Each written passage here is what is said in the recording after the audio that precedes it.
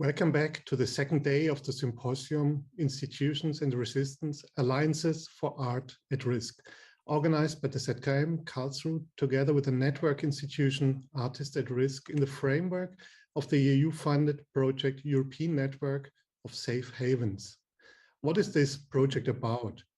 It's about helping artists who put their lives at risk in their home countries because they fight for the fundamental rights of civil society and artistic freedom.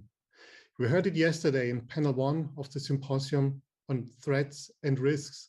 Masha Alekina from Pussy Riot, who was invited to give for a keynote, was arrested shortly before the symposium, and therefore she could not speak. Her partner, Lucy Stein, was able to give us an idea what it means to resist the arbitrariness of an authoritarian regime and to continue to stand up for freedom of speech and artistic expression. In the following panel, with Andrei Kurechik, Barnabas Benchik, Mohsen Makmalbaf, Sarah White, and Ahmed Muradkhanfir, it was impressively described how hesitant and dishonest governments, especially in the West, still act when it comes to helping artists at risk, a situation which makes one speechless and angry. Today, we would like to see what role institutions can play in supporting persecuted artists and enabling them to continue their artistic work, even if they have had to leave their home countries.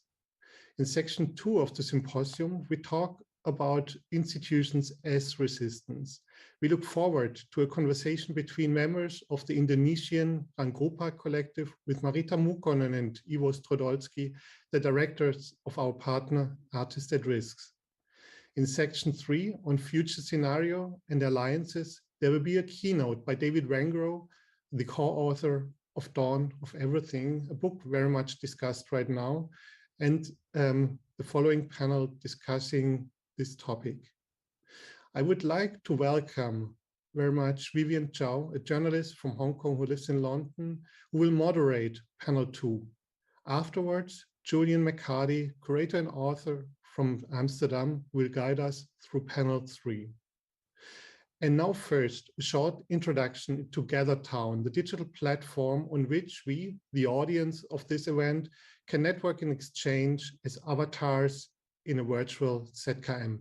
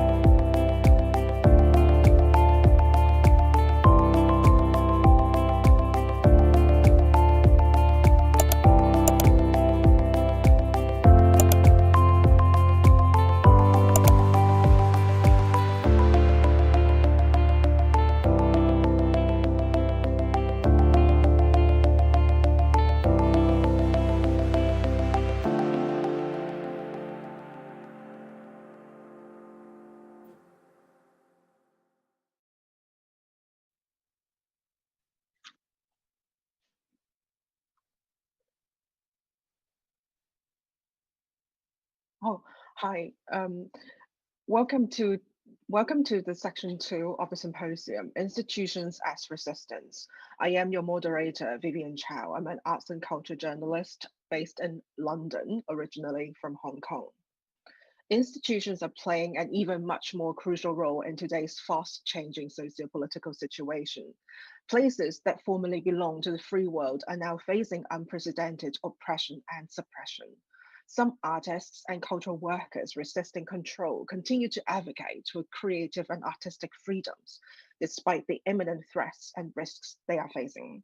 Institutions, particularly those in the free world, are hoped to provide a safe haven for these artists and cultural workers. In this section, we hope to explore the topic of institutions as resistance from a range of perspectives through discussion among various stakeholders in 3 segments. So in the first segment, we have conversation.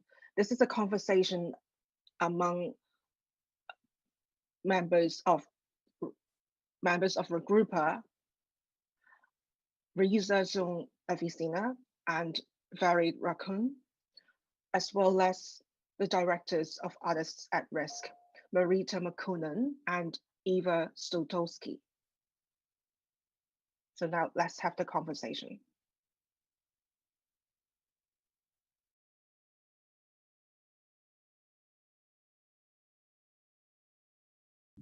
Okay, and good afternoon also from us, Marita Makunen, Eva Stoltowski of Artists at Risk. We are very pleased that we're able to have with us today for the second section, Institutions as Resistance, the curatorial group of Documenta 15, Ruang Grupa. And we're really happy that Reza Asina and Farid Rakun can join us today. We're going to be talking about their institution, their experience with them as resistance. Thank you very, very much for having us. Yeah, I'm Farid. I'm calling from Jakarta right now, part of Ruang Rupa. My name is Reza Afisina. Thank you very much. I'm part of Ruang Rupa. And also now already almost 2 years in Kassel. Where is the Ruru house in Kassel? In which building is it where is it located? It is very close to this. I mean, it is in the center, quite close to Fredicianum. Okay. Yeah. So it used to be a Kaufhalle, and then slash sports arena, and then after many years it's being empty. Now we are occupying it. Because what we're trying to do right now, it's not something new. We've been trying to do it at least since 2016, something called Bloomboon, or directly translated, it's a rice barn, but we use that vernacular term, how to actually see ourselves as resources, as bank of resources, and then share it together. So push the collectivity into practice in like thinking about what we have as a surplus. So some values is actually sufficiency, you know, like if we follow the capitalistic thinking, let's say, then it's never enough. But like how to practice sufficiency, therefore we can recognize where we actually have more, and then how to share it further.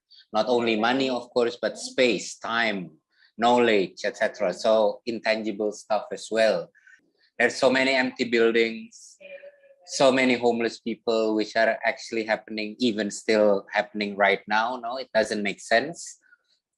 If we can see it at the spaces as like collective own resource that can be shared further, it's kind of like that we are in the line of that thinking. And then we're seeing or we're trying to imagine if Documenta, an edition of Documenta at least, can be seen that way as well. Most of us grew up in the sense of new order regimes, lots of different kind of repressions, and also like partly on how we are try to build ourselves as a part of the identity. And not only like because us as a students or the art students, but to have us identifying ourselves to regard what Farid mentions about us, how sufficient we are. If you would like to share something together, out in our practices, for example, there's a lot of different tensions during that time. So mostly our common enemy is in Jakarta, mostly is about the space, how we try to like really engage or have like sensibility to also acknowledge what kind of space that we need. Because during our practice back in the art school, for example, there's no such thing, acknowledgement to regard, hey, later on you're going to be an artist and then having a studios, you know, and then have like a sense of freedom of expression, something like that. We don't have like these particular discussions. Even we don't know about the term, what so-called artist initiative, or what is artist residency, or, you know, what is collective artist, for example. We don't have this term back in our college time. We don't know. We only like working together in the sense on how us having this cultural ability. For example, I came from West Java province, and then most of our tribe in Sundanese context, working together is a main point, because we live in the farming agricultural sense, how we grew up at least. So when I came to Jakarta, for example, as an individual and becoming student, I also met another friend that came from different islands with a different culture. As you know, Indonesia is an archipelago, right? So when we met in Jakarta as a part of so-called center, could accommodating different kind of dreams, then we start to think, how if we live together, for example? How if we would like to occupy space during this particular era? Up until 98, we are part of the college student movement. Then suddenly after that, we are trying to initiate very roughly to regain or to have our own space, and then to share our capability or our resources individually, and then to share, put those on the table and make conversations later on. And then suddenly we never know. Up until now, it's already more than 22 years, and then suddenly we are here. And then artists is not that important for us in Jakarta, because most of us thinking to go to Jakarta is to get rich, you know, having credited as a professional, having like good salary, and then we return it back to our home, back home. I mean, so this is like the way that we're thinking about, like, okay, how this is could be aligned. Our practice as an artist, we don't have so-called, you know, fancy gallery, art market situations. Most of Jakarta's artists up until now even not goes to our art fair. It's silly. Many for other artists that go to the art fair, it came from another cities, which is good. So Jakarta is not accommodating but this artistic sense. For us, it's okay. So we could have our own playground, let's say with a good school, for example. I'm really fascinated also by the personal side of it, and all the how you came from another region and how you then developed it collectively over so many years without even noticing how it developed. In a sense, there wasn't an intentional, like, you know, art practice or any kind of philosophical or even ideological move. It was just like your practice also came from your culture, the one that you had through your family or your background. I think this kind of leads us to a bit of the question we're trying to get to, which is about institutions and how can they be resistant, what formats or forms they could take to do so, and what are they resistant against. But we're talking about kind of organizing against authoritarian tendencies in that kind of world in which they're dominant. And so what kind of institutions are we thinking of? You know, and you're showing an example, even though you didn't intentionally construct it. How do you think it worked out? And do you think it's able to create some kind of a way and how it can resist? The importance is not become institution, but the importance is on how we could be part as a policy making. So this is like really hard. Like policy making in the sense that we govern together, not govern, but if we believe in the one ecosystem, then we believe in the different kind of supporting system based on their needs. Not like, you know, 20,000 euro for us and 10,000 euro for you. Yeah, it's not like that, but it's based on necessity, on how we share, and then how we have these capacities on, you know, interlink, not overlapping, but fill in the gap. That's most of the things that we are trying to find. For example, we don't try to change anything that comes in our government policies in the sense, but we need to have like dialogue with them intensively, just to find out that if you have your own nomenclature within your own policies, but at least we should know in which part that we could also react to it, to accompany and working together within this. It's not like because the government not taking care about us. No, the government is always taking care about us, but sometimes they didn't know how to handle a baby, for example. How to carry around the baby, they didn't know. But now, but they know that we have a baby in our own. They could say like, okay, I give you milk, but okay, just milk or something like that. So this is like our dialogue that we need to perform at least. So probably that's my elaboration right now. Farid.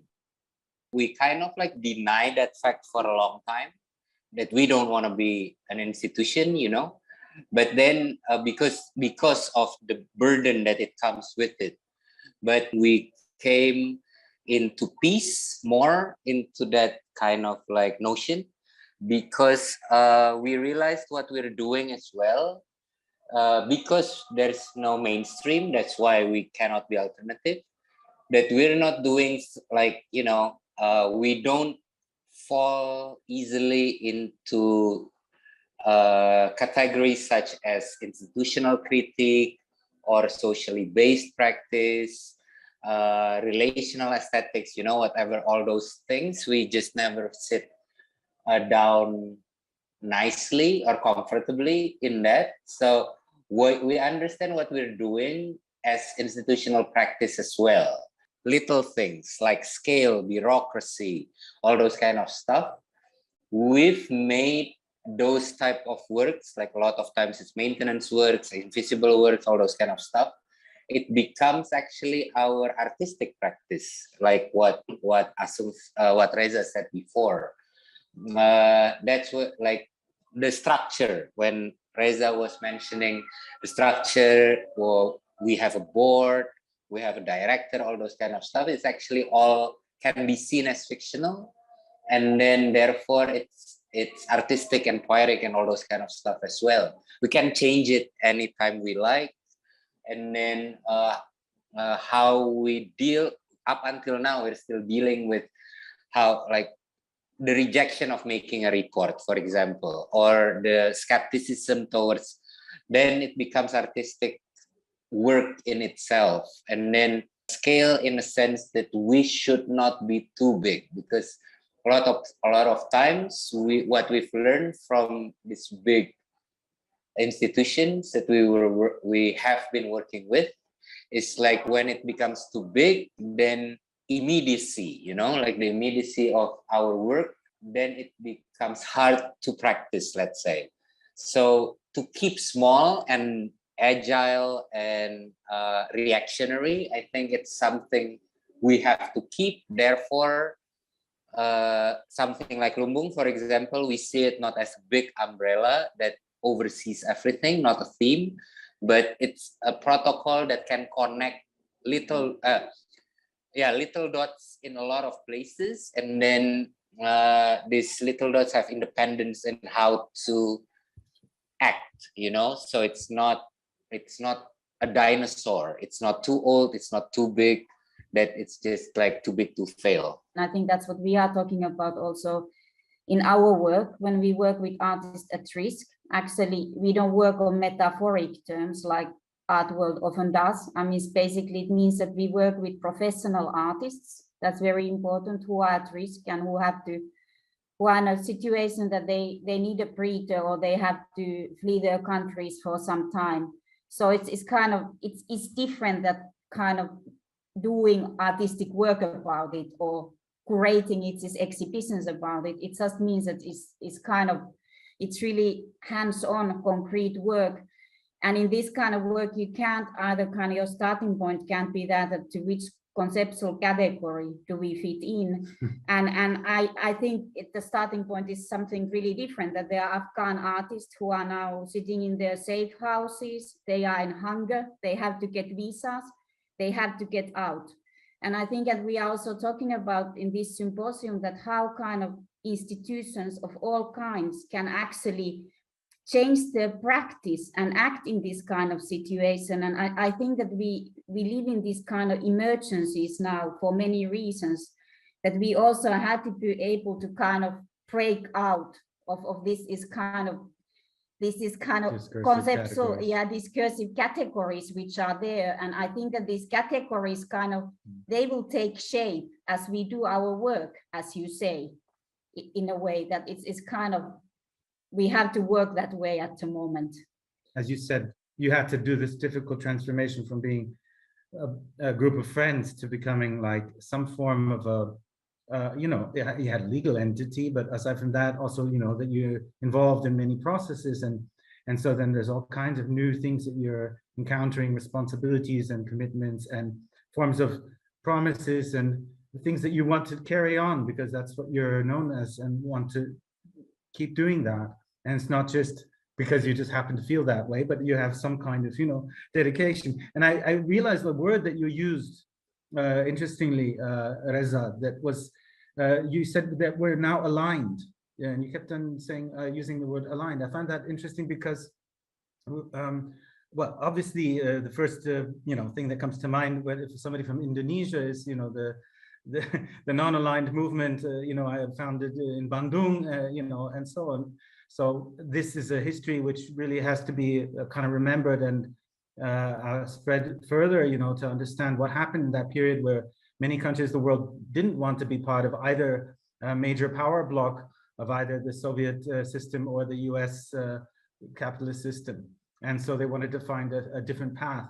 And so that's one the first thing. But we've also in our work used this term, but as we talked about realigned, because we found, and this is a generational question now, that, you know, after the collapse of the Soviet Union, right, the kind of counterpower to capitalism disappeared. But before that, there was this position like, okay, being non-aligned is like a progressive position because you're neither on this authoritarian side or that authoritarian side. But when it collapsed and suddenly, you know, you have to do something. You can't just say that I'm doing nothing. That's being apolitical is a political position, right? Saying I'm apolitical is a political position. And so we said, no, there's going to be a moment where people realign and perhaps they can cross those old boundaries of, you know, the socialist hates the communist and the anarchist hates the social, and so on and so forth. And that, you know, you have a commons movement where this is, I understand you use that term too, commons and sustainable kind of communities and forms of commoning. And this is really interesting. And I would like to know, how do you see this in a kind of generational perspective of realigning? In this kind of reliant movement, it means that you have kind of certain common values you share and you have a common direction. It's basically that as you kind of share certain, it's basic values and you can create a kind of direction and movement based on that. In a commons. For us, being an artist or stating ourselves as an artist, it's very political gesture back in Indonesia's context, because this word actually is not exist in our level of, you know, structural, like in the government, like in the, you know, kind of like professions, for example. I mean, if you state right now in our ID, Indonesian's ID, we call it that we are an artist. There's only like one line that you could state. Like my other friends, it's better to have professions right down in the ID. It's like a barber, for example, or hairdresser. It's better like that, because artist is not like in our statuta. So we are not being accommodating enough or having privilege or gaining, like, you know, kind of like social security or, you know, healthcare from the government. If you are considering, you know, artists, what kind of artist, what things that you do. Most of them know is painting, or probably they could say you are a photographer is much more easier, just like what I did in the passport for the first time. Because when I said like, I'm an artist, what kind of artist did you do? I don't know, new media probably. What is new media? Yeah, it's video. Okay, so you are cameraman? No, not really. So it's kind of like a very, you know, then we have to adjust also with their own mindset with this particular system, right? So we said like, yeah, we came from the creative industry.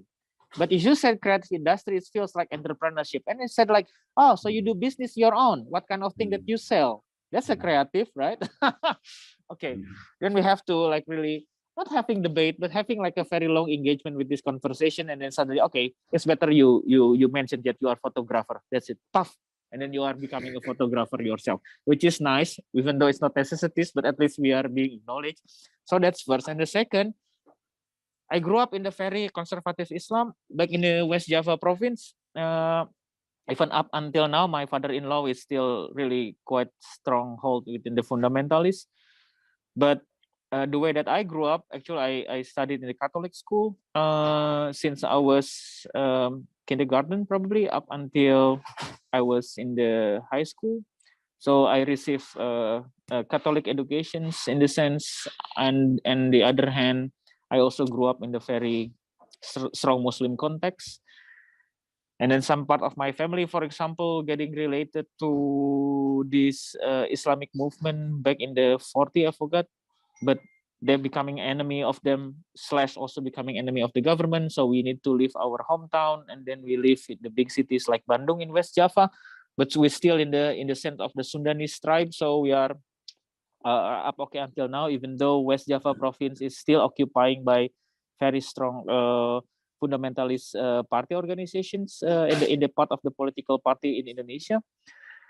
But gladly, we still could blend in within this particular conditions or situations right now, and then how we negotiate also to regard the neighbor and everything. We are still in the sense delivering the same respects that we used to have, we are having up until now in the society's context or in the levels of educations, even though in the West Java province, when you go to school, for example, your choice is only two: go to the public school or Islamic school.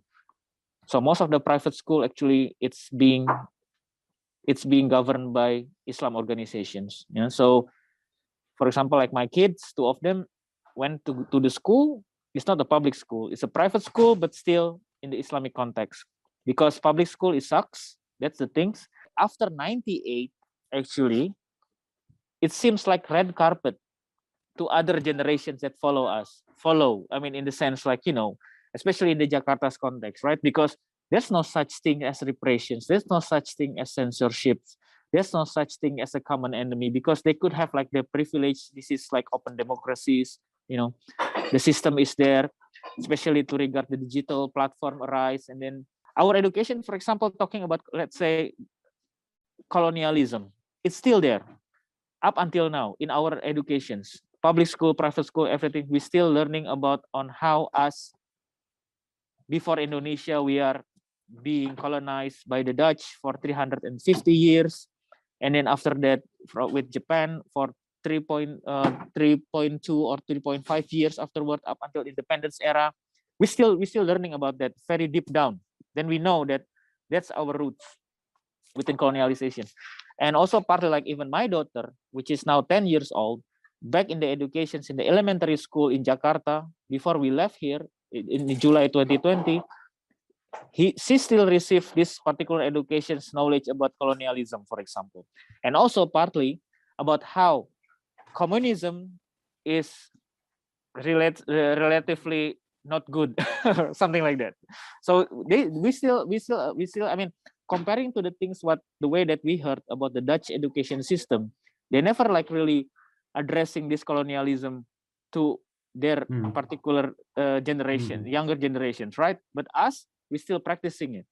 So this is like the way on how we are trying to balance, and especially ever since that we are grew up in the new order regime, at least up until could be our generations till 98, the new order regime setting up their own history on how they try to brainwash us within their own notions of creating the new history, the way that they would like to be narrated, the way that they would like to be identified and to embed in our society, like the gate community, like any other particular levels about the structures of new order regimes, about how bad is communism. Like each year, each of every one of us, neither you sit in the school or at home watching your only national televisions, you're still watching the same movies for 3 hour length about how bad is communism, creating by very famous director, and it is really indeed very good movies. I mean, in the scope of cinematography, because I study cinematography and I'm not graduated, by my major is sound director, but that's a very good movies. And then can you imagine that we have to watch it every September 30th? Yeah. So But now it's not happening. I mean, it's now it's violated your rights, you know, to like really sit in the television and then you have to watch this. I mean, it's like you're imposing something. One of the connections actually with the Ruru House, and we will talk about that, it's also later on in section 3, is that it's kind of a friend of ours, anthropologist, is David Graeber. It's basically worked for a long time. It's on a book. It's together with archaeologist David Wengro, and one of the kind of interesting things they kind of found out that it's Venda Nation, for example, that they had this kind of ongoing democratic councils going on it's every day. And in a way that it's also the space you are creating in Ruru House is kind of something like that you actually have a conversation on daily basis. It's about the common things you have to decide about and what you are kind of talking about, and the rules for this kind of, it is like spaces and democratic models that they are actually going far back, which is also very interesting. But this model is just not of democratic councils, it's discussing and deciding on daily basis. It's not happening in many institutions, of course, but it's interesting to introduce this kind of model. I mean, it's also in the art context. Thank you very much. Thank you. Thanks a lot. Take a good care. Bye. Bye-bye. Thank you so much. Bye-bye. Thank you very much for the insightful conversation. Moving up next, we will have statements from 7 distinguished artists, curators, and culture experts who will share with us their thoughts and insights on the topic of institutions as resistance. Let's hear what they say.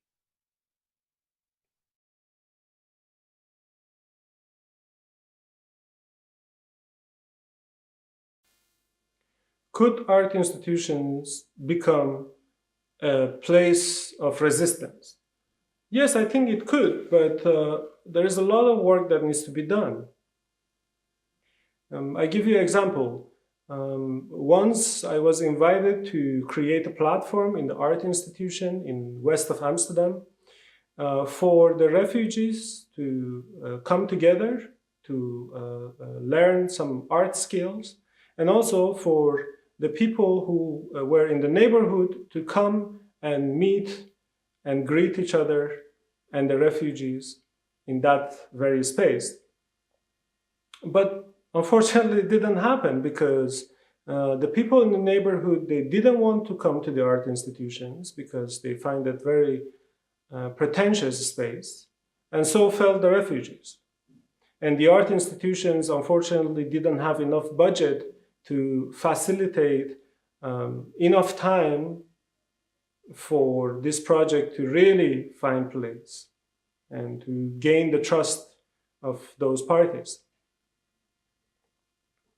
So I think this is one of the main problems that art institutions have. And the reason is because the art institution feel very elitist and doesn't feel really like a safe space. I could say I don't myself really feel safe by the time before Corona, when we used to go to the art institutions and to the openings to meet each other. It was not a real place of solidarity because of this very competitive culture that actually exists inside the art, mainly facilitated by art institutions.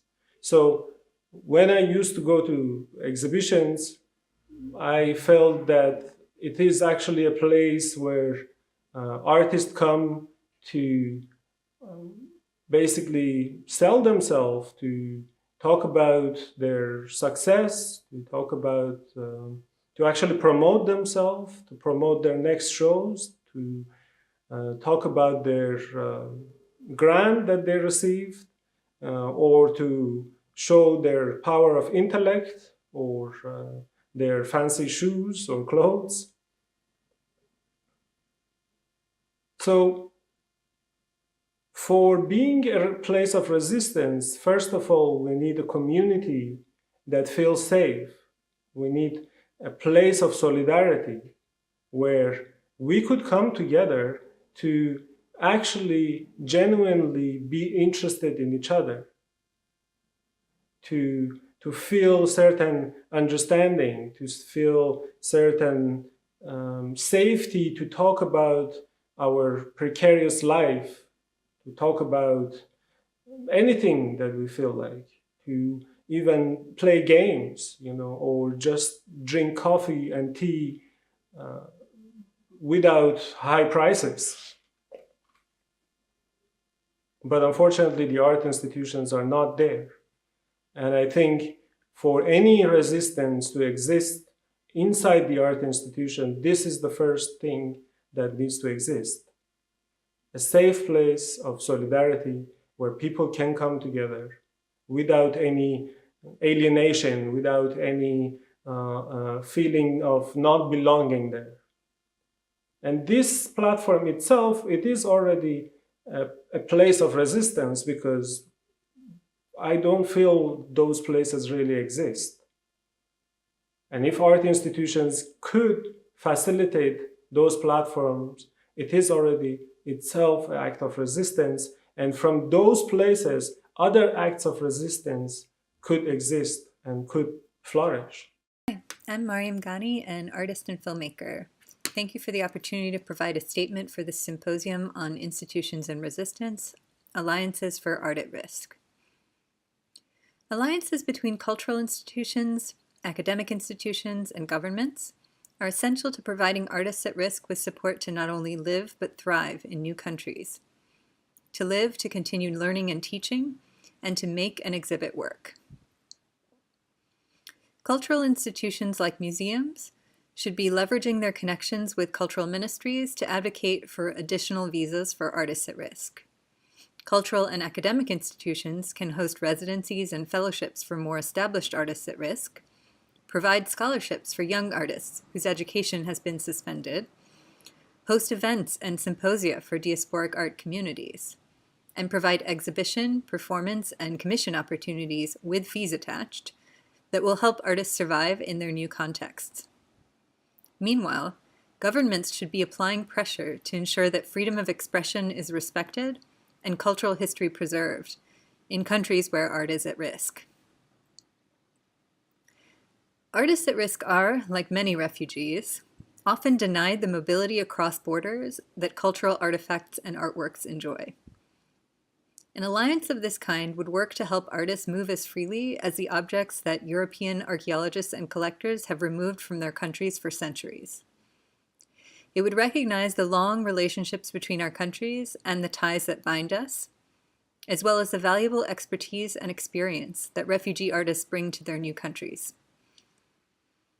It would also work to facilitate the important ties between diasporic artists and their countries of origin, through networks of mentorship and peer-to-peer education that ensure no one is completely left behind, and can mitigate against the interruption of artistic traditions during periods of political upheaval. Thanks again, and I look forward to hearing the outcome of this symposium. My name's Dr. Catherine Schofield, and I'm a senior lecturer in South Asian music and history at King's College London.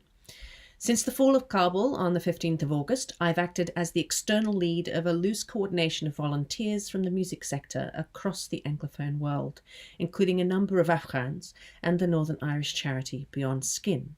We came together during the Kabul airlift to try to assist high-risk musicians to evacuate and to be resettled elsewhere. Under the Taliban, musicians are collectively threatened with punishment and forbidden from working. Our organisation, now called the International Campaign for Afghanistan's Musicians, ICFAM.info, has a threefold remit: to get governments to recognise all musicians under the Taliban as members of a particular social group with a well-founded fear of persecution under the 1951 Refugee Convention, and to prioritise them for humanitarian resettlement. We provide reliable and trustworthy information to musician asylum seekers and refugees from Afghanistan, and we raise funds to aid the most vulnerable and destitute musician breadwinners still inside Afghanistan. All of us are either academics in university music departments or professional musicians, sometimes both. with professional links to Afghanistan. Many of us worked with one or more of the music education institutions in Afghanistan. Others, such as myself, are scholars of the music of the region or are themselves Afghan musicians. As a group, we're able to offer research-based and practical expertise on music, music institutions, and musicians in Afghanistan, but we're also 100% committed to helping our colleagues in dire need. As professional writers, musicians, and events organisers, we're adept at networking with other political, social, and cultural stakeholders to create lobbying efforts to raise the profile of the plight of Afghanistan's people in the public eye and the media, and to organising fundraising and awareness events, all with the aim of helping musicians and other vulnerable Afghans get to safety and survive either inside or outside Afghanistan. So far, ICFAM has helped facilitate the evacuation of several hundred musicians to Germany, Portugal, France, and elsewhere, and some of them have now joined our team. Set up a secure digital repository for musicians' crucial ID documents, performance records, and documentation of persecution. Partnered with registered charities to raise thousands of pounds for direct aid to musicians and other vulnerable Afghans through concerts and events. Pushed Afghanistan's musicians up the agenda of UN special rapporteurs, UNESCO, and other policy groups as documented in written reports. Helped refugees who've arrived in Northern Ireland to re-engage with music as part of Beyond Skin's Musicians and Artists at Risk Resettlement Scheme. Worked in coordination with other groups lobbying for vulnerable Afghans across the UK, Europe, and US.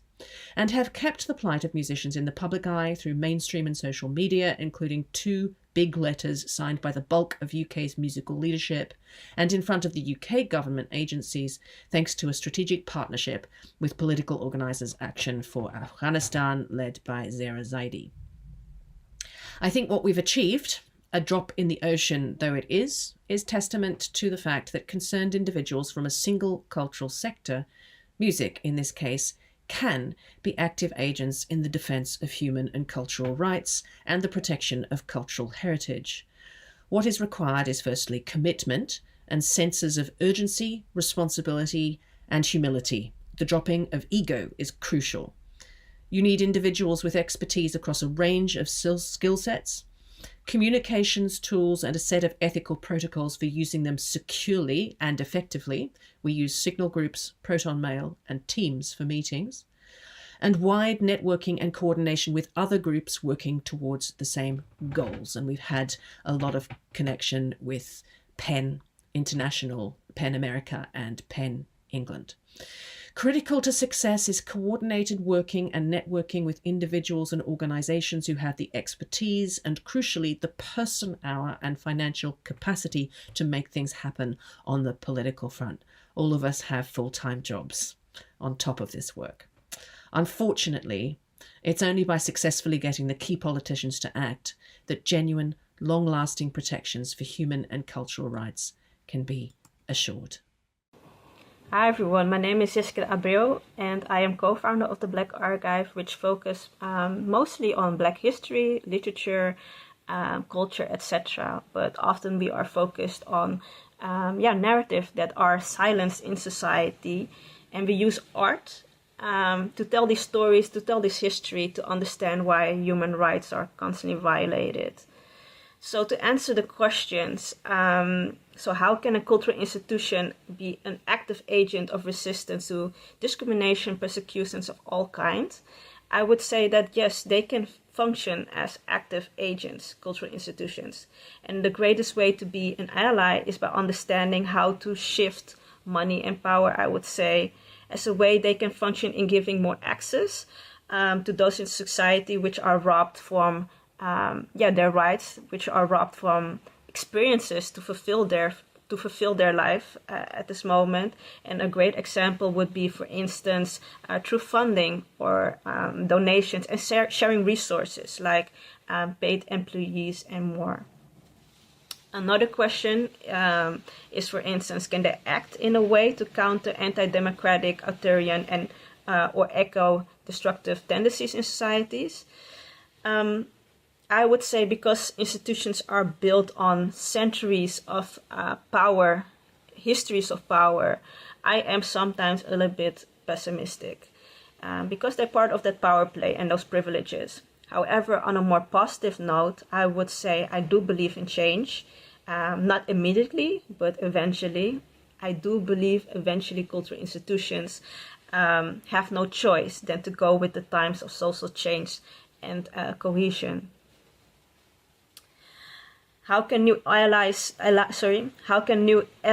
be developed to function from a local to a transnational level?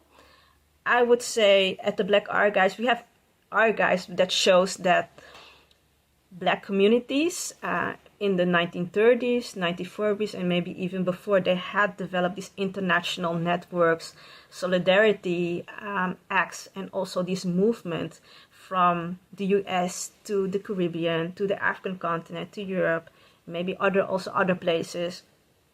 So I do believe in those international developments and solidarity.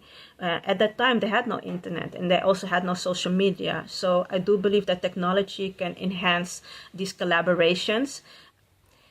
But not everybody has access to technology. Not everybody has access to internet. So it's up to us to take every opportunity that we have to develop collaborations, close bonds, and if you may also friendship, to keep in contact with each other, to share our experiences, our stories, and share our resources with each other. And I would say that these close bonds can help in activation and to pressure various institutions and governments that are trying to violate people's rights. I will read some sentences I wrote. In my opinion, the most important thing is community. Transnational network of institutions and people supporting and helping each other. My country, Poland, is becoming more and more oppressive state. But there are countries where the situation is worse. Places where human rights violations are common. Countries where artists are threatened with imprisonment or even death. Compared to these places, our situation in Poland is not the worst. It's bad, it's very bad, but not the worst. But the threat of fascism is becoming more and more real here. The ban on abortion, discrimination against LGBTQ+ people, politicization of courts, breaking democratic principles is becoming everyday life in Poland. In this situation, this network can provide real support. It can support international pressure when we need it and create escape points for who's at risk. We need it now. We need a rapid reaction force. In a moment, it will be too late because our time is becoming shorter and shorter.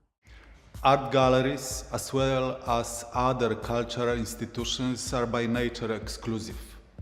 Even if they talk about defending democratic values, human rights, egalitarianism, their character is still exclusive. There are more artists that we have not shown at our galleries than the ones we have shown. We focus to keep our exhibitions the best. We focus on the art we show to be the best, most interesting, most up-to-date, and of course outstanding. This is how we fulfill our ambitions. We talk about problems instead of solving them. We talk about persecution and discrimination instead of talking to the persecuted and discriminated against. We talk about exclusion, however, we ourselves block and exclude. The power of curators, the power of directors. It is very exciting to be allowed to decide. Perhaps the apex of pleasure may be in the decision to give up deciding and not to judge. By saying, I don't know, I open up space for others. I'm not looking for someone who knows or who will provide a recipe. I want to give space for others to speak up. I should be a guard who makes sure that the place which I'm letting go of is not occupied by someone who is convinced that they know.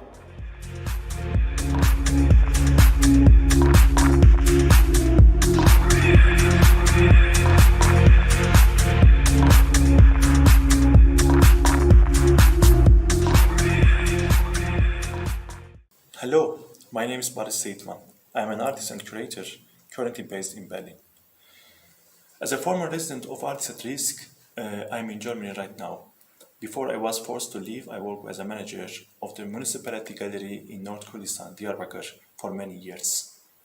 Due to political pressures and the closure of all existing cultural institutions by the Turkish, Syrian, Iran, Iraqi state, hundreds or thousands Kurdish artists and art workers from the Middle East had to immigrate to Europe, America, and various other countries. Yes, we are here now. While the war is going in our home region, what can we do as artists and former managers in the field of art? Just being here does not solve any problems. It is necessary to determine the level of our relations and work with our home regions and to continue the struggle. As you know, in our geographical area, attacks are primarily aimed at cultural institutions because these institutions act as bridge between peoples.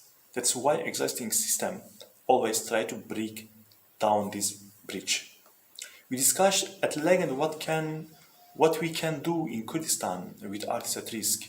Maybe in the near future we will discuss how we can create common cultural structures and alliance with institutions located in different parts of Kurdistan. Artist Waste Program, the construction of cultural institutions and the sustainability of these institutions in partnership with local people. Local people is really very important. At the same time, we are looking for ways to ensure that the Kurdish people and other peoples whose number has reached millions in Europe and especially in Germany can preserve their cultural identity here. As an example, we are currently working at a museum and cultural center covering all Middle Eastern people in the Berlin.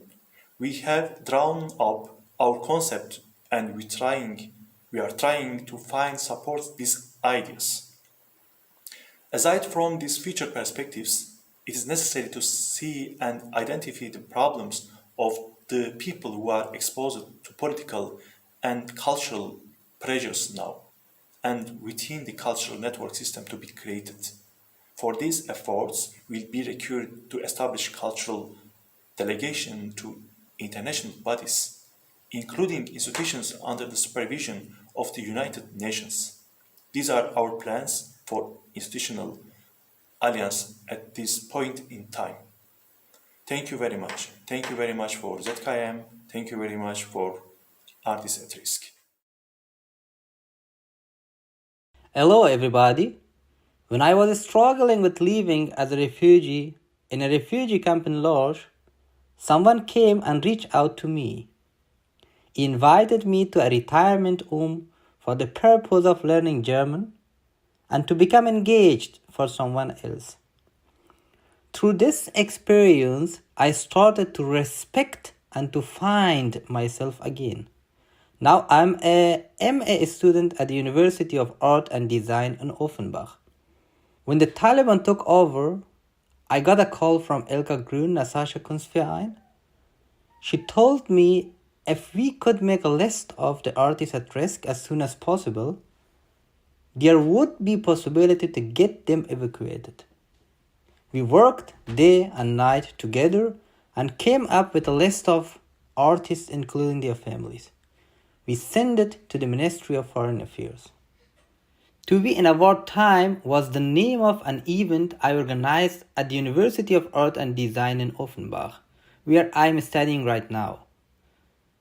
The event was for supporting art students to get out of the country and to continue their studies here in Germany.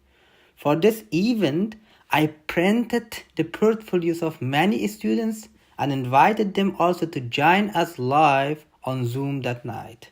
At end of the evening, 7 professors decided to support 7 students, and the university made an enrollment possible exceptionally for them.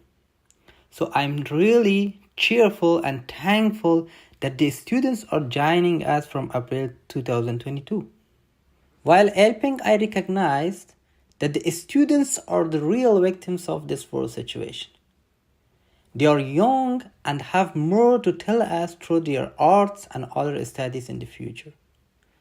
They are like candle that we need to keep burning if we believe in the brightness of Afghan nation in the future. Unfortunately, hundreds of students are still waiting in a hopeless situation for possibilities. Could we make the effort to give them hope? It is significant to help the art students, not only because they are in real danger and deserve a chance, but also because they keep the future and the soul of Afghanistan through their young and bright minds alive.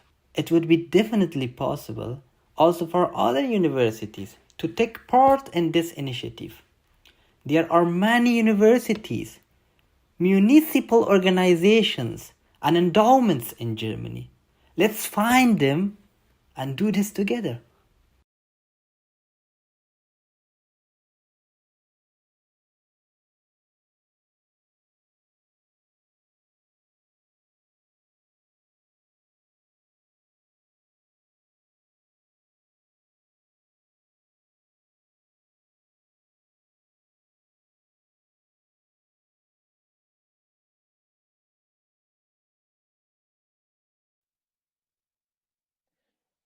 Thank you very much for all these important statements from the artists, curators, and culture experts. Now, moving on, we are going to have our panel discussion of today, talking about the very important issues revolving around institutions as resistance. Joining us today are 4 distinguished panelists. Timea Younghouse, art historian, curator, executive director of European Roma Institute for Arts and Culture. Elizabeth Gula Sadar, head of debates at CCCB in Barcelona. And we have Harag Vatanian, editor-in-chief and co-founder of Hyperallergic, art critic, curator, artist, and lecturer. Last but not least, we have Gitta Schoch, the General Secretary of IVA, Institute for Foreign Cultural Relations. To start with this conversation, I would like to ask each panelist a question before we move on to a group discussion. So first of all, I would like to ask Timea, in your experience, institutions in general, are they facing greater pressure today? And would there be specific circumstances for certain kind of institutions that they are facing even greater pressure? Yes, hello. Welcome to fellow panelists, and thank you for the invitation and moderation. Yes, I believe that institutions of political and cultural resistance today are certainly under more pressure. And those working for a more diverse and inclusive art world certainly do need more alliances. Let's not forget that we all operate in a crisis of epistemologies and information and in a growing disinformation and influence by far-right, violent and military forces. Alliances, I believe, are more important than ever. I bring, of course, the example of the Roma community, the largest European minority of 12 million people, and we have been contributing to Europe for over a millennia. And our history in Europe is a series of larger and smaller genocides, while our culture is a contribution to all national cultures and to the whole Europe as well. Our music made it to classical music, our languages in every European national language, our knowledge about the universe, spirituality, and expertise about the planet and nature. It has been taken. Our cultural heritage is stolen and hidden, and our institutions of resistance are very few. One of them is ERIAC, which was only established in 2017. I would like to share the most important, which is ERIAC represents a strategy that has been built and distilled for decades by the Roma community, and this strategy is resistant institutions need strategies for infrastructure, need strategies for delinking from the history that was taught to us and to write our own history and language.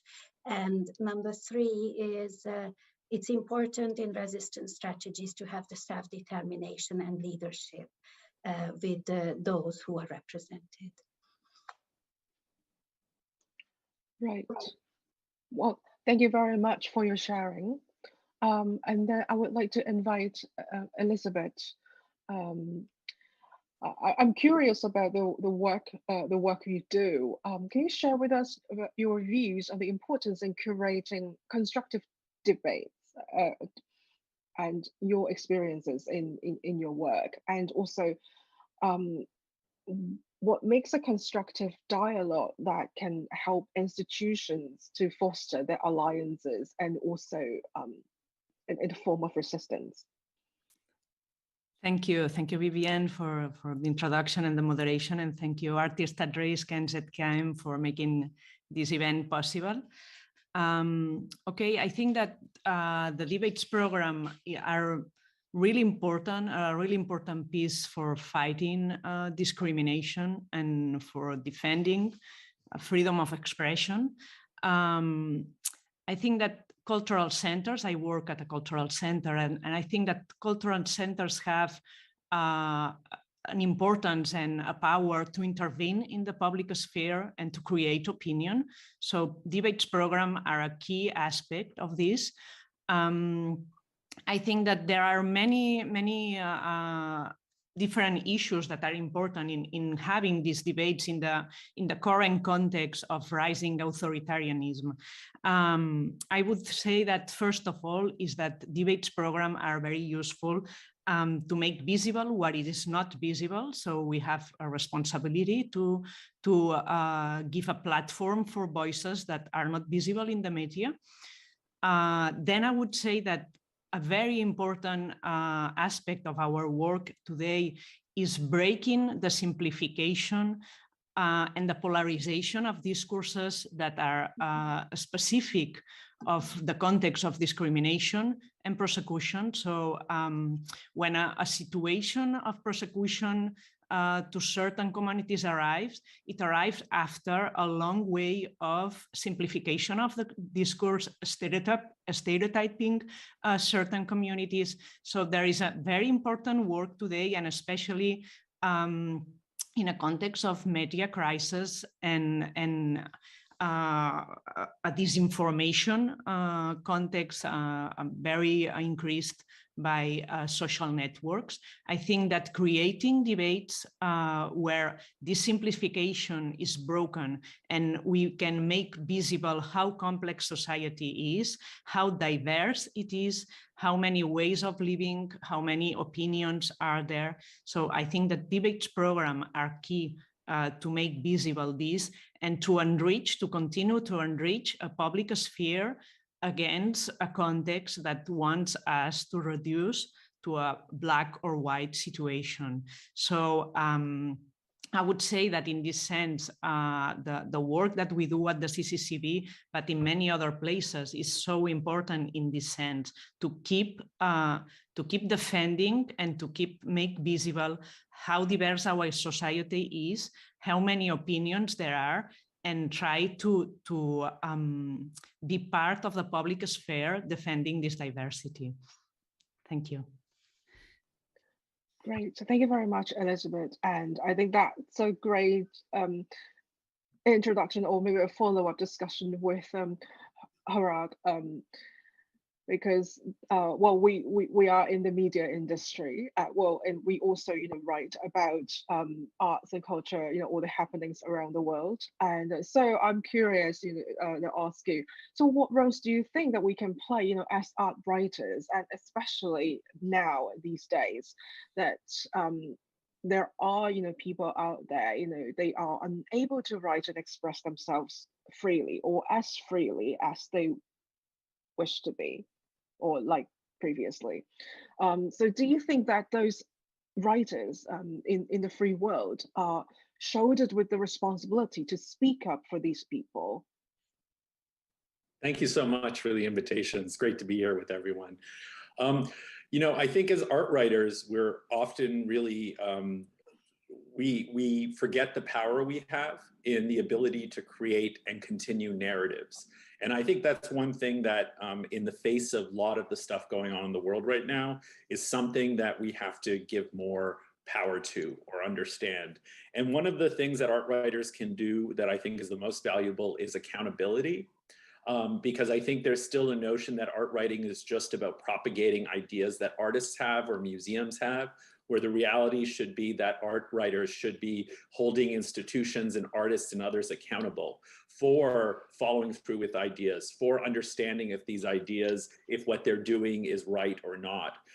But at the same time, the importance of accountability is also accompanied by art writers. Really, we are trying to figure out also new narratives of redemption, by which I mean people should be allowed, institutions should be allowed to make mistakes and then fix them.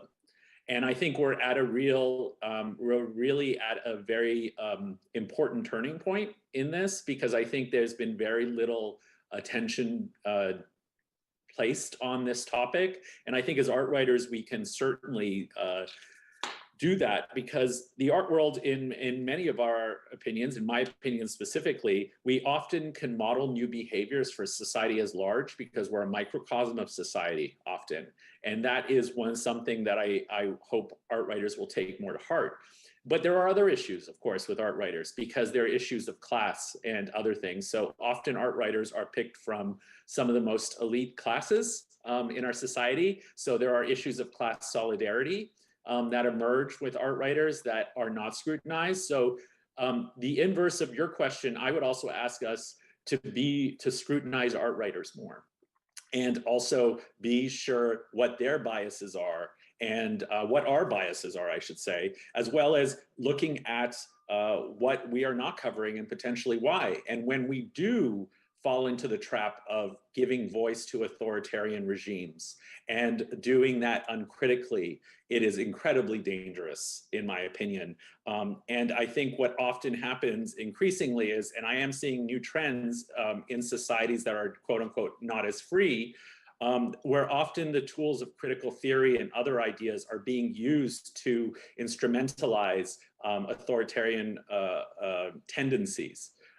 By talking about things like, by not respecting freedom of expression, but expecting your freedom of expression to be respected in a way that they would never respect yours, in a way. And I think this is one thing where, as art writers, we are at the forefront of making sure that those stories can be told, but also questioning the stories we are telling and continuing.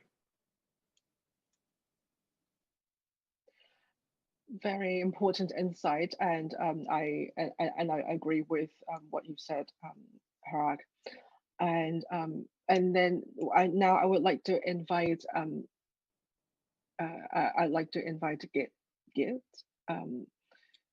to share with us about the work of the Institute and how and the importance in building global cultural relations and alliances, I think, through the work of the Institute.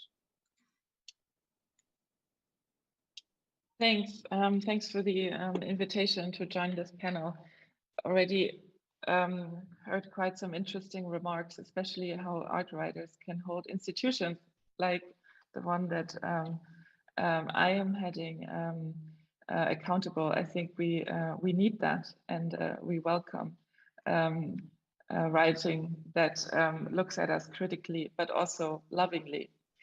Yeah, IFA, Institute for Foreign Cultural Relations, is one of 38 organizations of cultural relations of the EU that have united in UNIC, the EU National Institutes for Culture, a network of European cultural relations organizations. And so we're one of 2 organizations in Germany. We're based in Stuttgart and Berlin that are organized in this network. And I guess one way of saying what we do is to say that we act on the intersection of art and culture, engagement, maybe also, and research and foreign policy or foreign relations, as at the basis or at the core of our work is fostering cultural exchange. So we enable exchange, mobility, mutual learning across the globe. And we do this through different programs. We have one pillar of our work is in the arts. So we organize art exhibitions that tour the world. We also support artists who are invited to art shows around the world. We also have a program for artists and cultural actors and also human rights activists at risk. And we engage in mutual learning and have mobility programs to bring people together and enable also thinking and acting across borders. We strongly believe that knowing more about the world and knowing more about each other helps us to create sort of a global network of trust and understanding. Creating trust and understanding through culture is one way how you could say what we do. We're also an institution that's more than 100 years old. In the artist, one of the artist statements before, we heard that institutions that are old have difficulty to change and adapt themselves to contemporary discourses or needs. And I find very interesting, I've only been at this organization now, at the head of the organization for 5 months, and we've started to look into our history a bit deeper.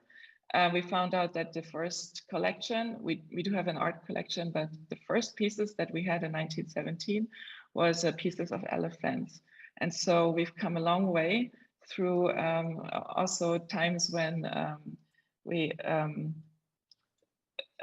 bowed to the Nazi regime, and we also now remember both the Federal German Republic's cultural relations history, but also the East German GDRs, German Democratic Republic art history, because we have combined archives, art archives. So we've come a long way. And I do find myself asking these questions: how can we remain relevant? How can we address current contemporary issues and needs? And how can we evolve into an organization that that does cultural exchange, or that facilitates cultural exchange the way that it helps society and it helps artists? And maybe I'll stop here for now. Well, thank you very much for your sharing. I'm sure we'll come back to that during our group discussion. So moving on, I have some questions that are open to discussion among all the panelists. So I'll start with first of all these questions. We want to know how cultural institutions can be active agents of resistance to discrimination and persecution of all kinds. Can they act in a way to counter all these tendencies, such as authoritarian, anti-democratic, eco-destructive tendencies in the society? I think during the I can talk about my observation, where I come from. I come from Hong Kong. So during the 2019 protests in Hong Kong, a lot of artists, cultural workers, they rendered helpless, feeling that there's nothing much that they could do at the time. And of course, the situation is not, doesn't look good at the moment. But then that also inspired a lot of people, especially people in the cultural sector, to start to think about, okay, what they can do and what cultural institutions can do at times like these. So I would be very curious to hear what the panelists would have to say about the role of cultural institutions at times like these, I think in different, specific contexts. Is anyone wants to be the first to talk about this? I'll jump in, I guess, since no one else is jumping in first. I think it's really difficult to talk about fighting authoritarian and different kinds of types of tenets of ideas in institutions like museums or arts institutions when they're often not governed democratically and not modeling the same kind of behavior they want to see in the world. And I think that is one of the biggest obstacles, and particularly in the case of North America, institutions have become increasingly more elitist. Art museums in particular have become increasingly more elitist, depending more on private funding and more on these different things. And that the mission of being more democratic, fighting some of these ideas and being places of resistance is really coming under fire. So the real work is often being done by smaller organizations. And I think this is really the key, in my opinion, is not trying to necessarily reform the larger institutions, but modeling new possibilities to then be co-opted by larger institutions, which unfortunately is the way change often happens. So I do think we have to think a little bit about institutions in general that way. Yes, please. Perhaps I continue what Hag began already with the criticism or critique of majority institutions. And I also think that we must also be supportive and recognize that a kind of self-reflection is happening with the decolonial movement and with the gentle rereading of European history and the contributions of minorities, and also going down to the local and considering the local communities around the institutions. But we are still a long way from these institutions becoming aware of their bias towards minorities, colored individuals, and the other minorities. So I believe that this kind of conscious and unconscious bias is still to be learned by majority institutions, and this also means that these organizations need to catch their culture of oppressive practices, and they need to be able to recognize this in their practices, which is a long-term process again, if we haven't had enough long-term change already on our plate. And finally, I believe that this kind of education, our own education on the cultures of catching oppressive practices, from aggressions to microaggressions to over-talking to different practices that we are not even aware of in majority institutions, extremely important to change how majority institutions really become sensitive towards art and artists at risk, artists of minority background, artists of refugee backgrounds. So, and with all this, I would like to bring back the very notion of quotas. I'm really sorry that I mention it, but I believe quotas, are still a solution when it comes to women's representation and minority representation in majority spaces. I just gave answer to the first question, Vivian, because I don't want to take the floor from the others. That's okay. Well, but and I think so both Elizabeth and Gitta had something to contribute to. Yes. Thank you. I agree that well, that there is an important debate to make around institutions. The CCCB itself is a big institution, and we have been through a debate about how to change.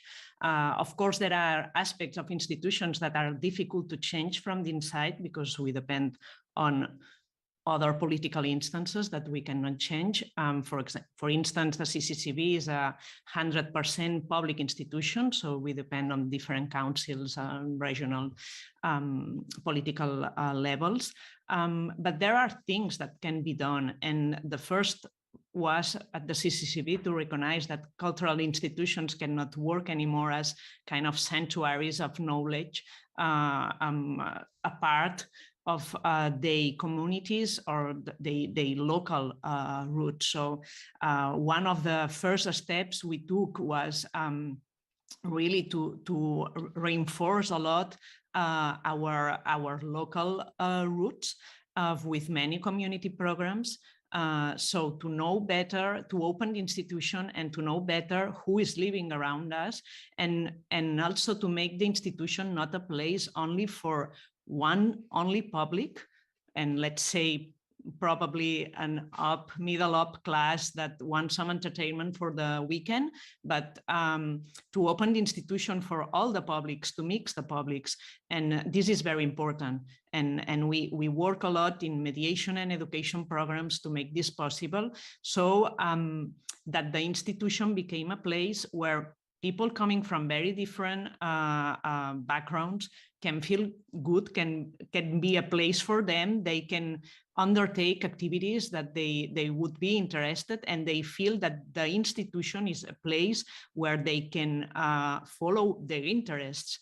So, and that you can mix these very different publics. So at the CCCB, we have been, for instance, working with, we have exhibitions that can interest to many different publics, but at the same time, we are working with young migrants that just arrived to Spain and that have no families, no roots there. So we work with them, or we work with other communities that are in our neighborhood. So I think that somehow, and of course many other things have to be changed, but somehow part of the problem is solved when you decide to open the institution in this way, I think. Right. Thank you very much, Elizabeth. And yes, Gizet. Thanks. Yeah. As an internationally active organization, I also do think we have a responsibility in our programming to create safe spaces, or spaces where critical voices can be heard, or where critical voices are invited. And I think the fact that we act on this intersection between politics and diplomacy and interstate conversations and the cultural sector and people-to-people relations, we do have a role that enables us to create those safe spaces and to create programs where in certain areas or countries where oppression is, the question was discrimination and persecution, in spaces like that. So we can create, or we can have programs that support those that are persecuted in other countries. But I also do agree that we need to look inward, and that we need to start with ourselves and look at how we're governed, or how we as an organization, as an institution, how we act. And I think what's important we're privately organized, but we're publicly funded. And I think those programs that are most successful in anti-discriminatory practices or creating those safe spaces are those where our funders and us ourselves, in our conversations with partners from all over the world, where we work to go towards the same goals, and where we sort of strengthen or work towards the same values, like protecting and or creating opportunities for those at risk. And I think these alliances are important. And I also think that we need to look at political actors and hold them accountable as well, and find those that support us in our needs and strengthen those, because they do exist. You know, if you look at the EU's ministries of foreign affairs, there are a lot of them that say we need to strengthen civil society, for instance, because it's in civil society organizations that important discourses happen, and where ideas come about, and where change comes about. And we need to find those and then connect ourselves with those. And I think the other thing is alliances in the broader spectrum, because I sometimes think, you know, I look at my organization and I think, wow, there are so many needs, and how can we we're well funded, but we're also small. How can we sort of find other organizations that to double our forces, or triple or quadruple them, so that we can actually achieve change? And I think the times of competition in that sense are over. I think we need to work together better and join forces. And what I find really interesting is, now that I meet people from other organizations, it's very easy to see those who want to enable that change and want to move forward and unlearn and learn new things inside and outside organizations. And I hope to come into a spirit with those of cooperation and collaboration.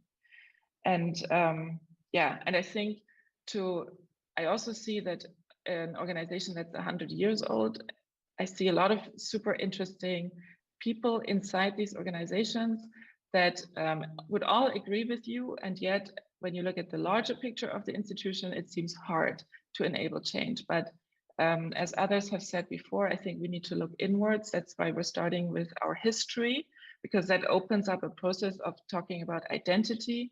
And I think once you connect with that, you can also sort of move into the future with a different perspective, maybe, and hopefully values that align with those that with the colleagues here in the room have lined out.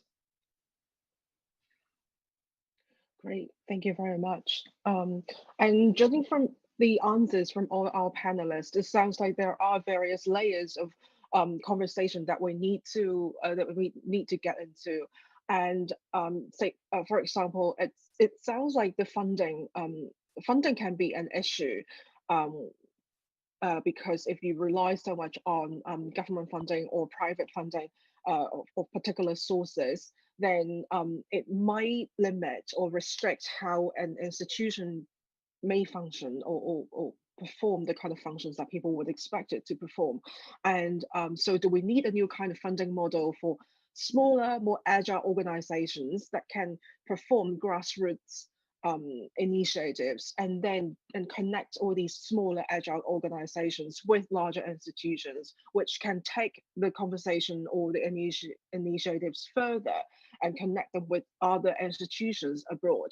And perhaps maybe these days with the technological development and a different kind of fundraising model, such as through crypto, the DAO, and maybe these things can change. Maybe we are looking at a very different future ahead for institutions around the world to make connection and to form alliances. What do you think?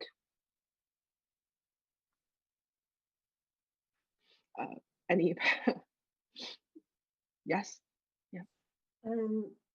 My community, the Roma community in Europe, is a transnational community, and ERIAC actually acts prefiguratively, if you wish to say, performing some kind of European Roma cultural ministry. This prefigurative action brings real alliances, both with politics, cultural diplomacy, and the members of the community in many locations. This enables us, while we have a small association as a founding document, this enables us, of course, to also do sufficient fundraising for our activities.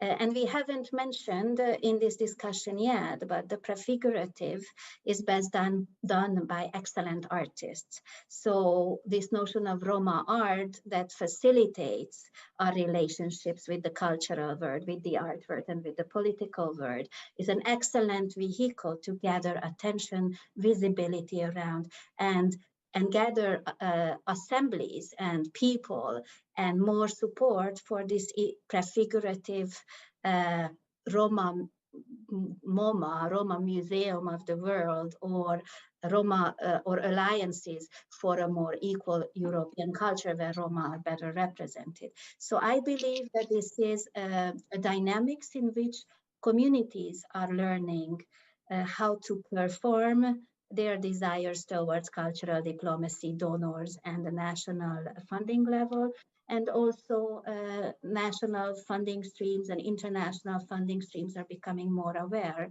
of the necessity of funding not just national cultural institutions, but also the transnational level. Yes. Okay, go ahead. Sorry. Oh. Okay, Elizabeth, yes. Okay, no, thank you. No, I wanted to say that relating to founding, of course, when we talk about institutions, we have so many different types of institutions that we cannot say something that it's common to all of them. I mean, we have different types of funding, of size of institutions, or independent, not independent, public, private. So I think that what is interesting is that each kind of institution has different kind of possibilities and at the same time different type of constraints. And I think that this is interesting in the terms that making alliances with other institutions that are of different type opens the range of possibilities of things that can be done. For instance, the CCCB is a big institution, is a public institution. So we have the infrastructure to make big things, but somehow we are also slow. Our administration is not quick. So we have some possibilities that are good, for instance, to help small other institutions, small projects that need funding or need infrastructure. So I think that what's interesting is to find this kind of alliances where everybody can bring what is strong and can help to level the constraints that the other has. I think that this helps to make alliances strong. Right, thank you, Harag. Did you have something that you wanted to say? Yes. Well, funding is one of those topics that I'd love to go endlessly on about, only because I think it's so foundational and important to all the work that we're doing. And I think one of the books I keep referring back to is The Revolution Will Not Be Funded by Insight, which is a radical feminists of color publication. Because they sort of talk about how movements are often need to think outside of nonprofit models, which still dominate the space around this conversation. And I think membership models should be much more central to this conversation, hopefully, because I think, and I can speak best about art museums and art institutions, they are really hurt by the fact that they are collecting luxury art objects, which demands a certain type of funding from a certain sector of society, for instance, by which I mean the super wealthy. And so that creates a dynamic that means that institutions will always be beholden to a certain elite that has values that may not align with what the public will is. And I think that's the conversation that's very uncomfortable, particularly in art circles, because I think the notion of the luxury art object is still very central for many people about how cultural production is circulated, created, and stored. And I think we have to think about that if we're going to get beyond some of these issues we're talking about, is talking about pushing membership in organizations, thinking outside of everything being a nonprofit. And I think the diversity of models would be a strength around this question. And I think right now we're seeing that certain models are being pushed more and more. And I think it's creating a bit of a monoculture, honestly, in our fields, by which they're still reproducing many of the same biases that we're trying to fight against, because we're not taking in the potential for new types of models. And I say that, and at the same time, you know, there are a lot of crowdsourcing platforms that have been very popular in the last decade that have allowed projects to happen and be made in ways all around the world that would have never been able to be made before. And with them come a built-in audience through the people supporting the project, which is a very unique phenomenon, honestly, in contemporary cultural production. So I think we have to start looking at these newer models and engage with them rather than reject them and sort of poo-poo them because they don't fit what our traditional ideas of what culture and culture institutions can do. Right. I see that there's this trend of changing in I guess maybe much more in the crypto world, that there's a diversity of different kinds of funding model that may give, you know, greater autonomy to different kinds of organizations. And so I would like to hear your view, Gitta. Thank you. Yeah, another thing that I would like to mention when we talk about funding is that in the public eye, what has been the paradigm behind funding is austerity. So in Germany, we have to get 3 different sort of offers, and then we compare, and then we choose the cheapest usually, and that is binding so many resources because I understand, of course, we want to use public money very wisely, and at the same time, I know that people who are in the public, who work in the public area, they do have a sense of responsibility, and so I think that the only measure that we use in our spending is if it's sort of economical, is, to me, is not contemporary anymore. I think we need to use other standards of deciding how we use our money. For instance, if we use the money in a sustainable way, if we sort of protect the environment, if we have a regional focus, if we also use care in how we treat our partners, like the artists that we work with, or our own colleagues who, you know, I mean, work in precarious situations sometimes. And one of the examples where this becomes very apparent is in residency programs that are still based around one single person traveling to a different place, and where family situations are not being taken into account. But others agree, you know, is about food that we eat when we make productions. You know, can it be locally sourced and can it be organic, or does it have to be the best offer, sort of? And yeah, I hope that public funding sort of, yeah, that there's a revolution in a way, in the way that public funding can be spent. And maybe I'm all for transparency also, but yeah, I think that our systems, and I'm glad that we have public funding, because I think with private funding, I see the same obstacles that Rag has outlined. Because with public funding or with private funding, then there are no one who holds you accountable with how you spend it, except the donors, who often come from very particular strata of society. So yeah, that we're looking at various types of challenges, but then but I also wonder now with the technological developments, and especially the kind of the accelerating development that we have experienced over the past couple of years because of the pandemic, how this can actually help institutions to form alliances and make connections around the world. It seems that it's true that we might be unable to travel as easy as before, but then the technologies have allowed us to connect with each other so much easier, like what we are doing today here in this panel discussion in the virtual space. Do you think this is actually helping institutions to form alliances with partners, potential collaborators that formerly you didn't have a chance to work with before. Do you have any experiences or insights that you could share with us? Oh, yes, Gitta. Yeah, definitely. I think that what we see during the pandemic is that there's an openness to using online conference tools like this one or other instruments that allow connection beyond borders on a global scale, that the willingness to use them and to have meaningful experiences in them or through them or with them has increased.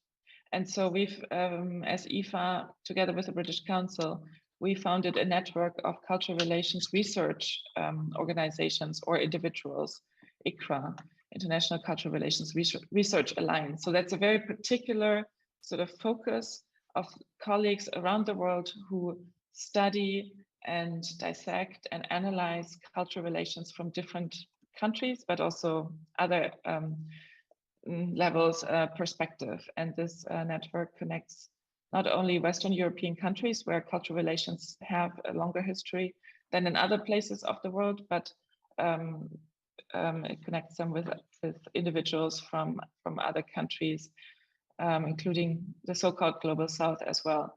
And I think this has been accelerated by this digital shift that we've seen during the pandemic. At the same time, I also think that we don't leverage it well enough in terms of sort of campaign building, for instance, but it's a start. Great, any other thoughts? Yes. Yes, I also would like to reflect on the pandemic.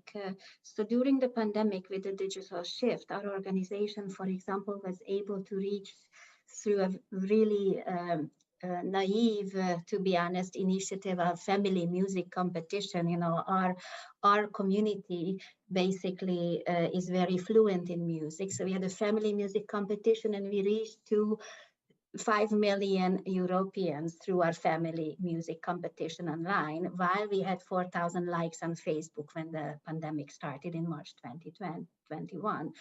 So this gigantic leap in reaching the community brought us a lot of solutions in our social media and advertising and promotion reaching the community. At the same time, we became more aware of other technological solutions, as you mentioned, crypto, and even the potential use of NFTs in reclaiming or re-establishing our lost or damaged cultural heritage, or cultural heritage that's currently in inaccessible archives and unreachable for my community.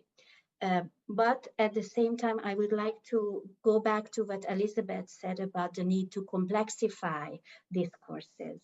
So this hype of technology also needs complexification, and Gitta very rightly so mentioned our need to be more sensitive to artists and collaborators and colleagues who are coming from precarious circumstances. So these two inspirations today bring me the notion that it's extremely important for us to complexify this hype and this discourse of growing technology around us, and our desire to be more fluent in this uncertainty of technology by being more sensitive to how this creates a group or a community of the irrelevant people who are not able to keep up, irrelevant communities who will not have the access because there's communities where there's no electricity in Europe, and there's communities without internet access or computer access. This is hard to imagine, but this exists even in several locations in Central and Eastern and Southern Europe. So I hope that the artwork will also distill or produce a sensitive discourse on how the technology creates apathy towards these groups and communities. Right, and Elizabeth had something to respond. Thank you. Yes, I wanted to say that I totally agree what you were saying, Timea. I think that digital, what has happened during the pandemic and the turn to digital cultural alliances, it's important, of course, and we have make a step that probably won't be back. But I think that another thing that we have seen during the pandemic, it's a terribly growth of precarity and poverty, and all over Europe. I mean, in Spain, in Catalonia, there is a high increase of poverty. And of course, there is a digital gap. So if we turn everything to digital, if we rely only our alliances on the digital, there are communities that are lost. I mean, I think that it's very important to keep the presential, to keep the physical contact of culture alive, and to continue to make the physical place of cultural encounter, to continue to keep them alive, because many people, and with the pandemic, still more people cannot reach this digital gap, and they cannot make to take part of this new digital cultural and tour. So I think it is very important to keep an eye and to keep watching what happens to these the most vulnerable communities with this digital shift. Yeah, absolutely. And Harald, do you have anything to add? Yeah, I mean, I agree with so many of these comments. I think the pandemic has brought the realization of many organizations that were resistant to it, the fact that physical space isn't as important as maybe they initially thought. While I agree that physical space is also incredibly important, I think we have to be very hesitant about technology in general and use a very healthy dose of being cynical about it, only because technology, as much as it allows us to be more visible, it can also create scenarios where we disappear. And I mean that in a real way, by which I mean that, you know, we've seen, for instance, in the way the Chinese government has used the turning the screws of technology so that it's not full-blown censorship, but perhaps slowing down the internet, creating other systems that create disruptions. The other thing is we've also seen instances like where Facebook helped the genocide of the Rohingya, you know, by just being a platform that allows for certain opinions to go unfettered. But then it also, you know, we've reported, for instance, when it comes to, for instance, various issues around Kurdish identity and culture in Turkey, where, you know, the Turkish state media has actually said there were riots in cities that riots didn't exist. So I'm using that in terms of where technology can also create a false sense of knowledge that is against everything art and artistic production and culture represents. And I think we have to be really careful about that. So as much as technology should be a source of a lot of these new solutions, they also come with the exact same biases we've been dealing with. And I think the illusion, because of people's media literacy, which is not very high, unfortunately, and in the art world where we think we're visual and we should know these things, it's not. It's actually, visual literacy is actually some of the worst. I have to say, to be quite frank, for instance, in our own publication, we stopped publishing satire that's not on April Fools because people couldn't figure out that they were jokes, as an example. So, and I use that as also just to sort of caution us to know that technology is going to help some solutions, but it's not a panacea, and it actually creates new problems, whether it's of access and even the ability to speak in a language that other people understand. I mean, these are all real problems that we still haven't gotten over. Yeah, absolutely. It sounds like technology, on the one hand, it really opens up a new horizon to a lot of us, but it's also a double-edged sword that needs to be treated with caution.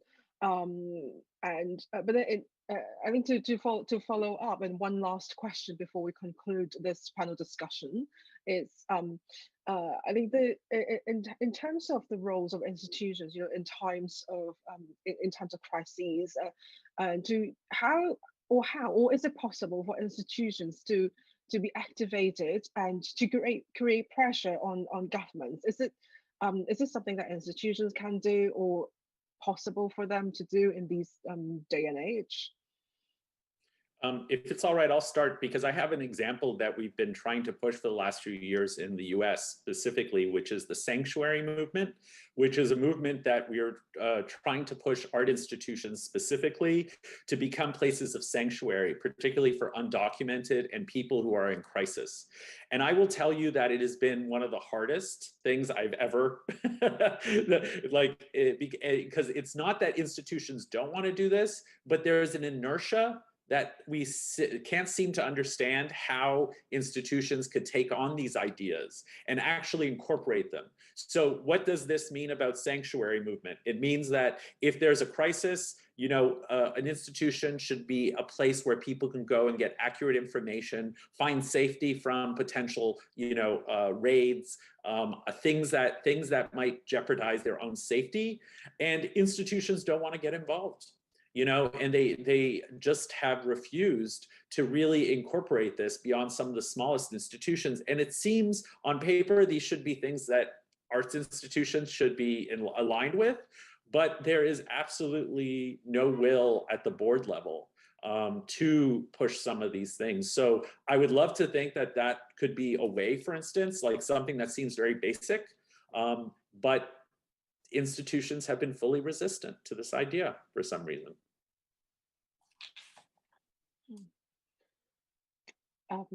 Anyone, any other panelists have anything to add and share? Timea? Perhaps the case of the minority that I have the privilege to work with has a very specific strategy. While we are negotiating with the states, European member states, and also states of the European continent, and we are negotiating also with the European Union and the Council of Europe for cultural recognition of the Roma minority and for funding.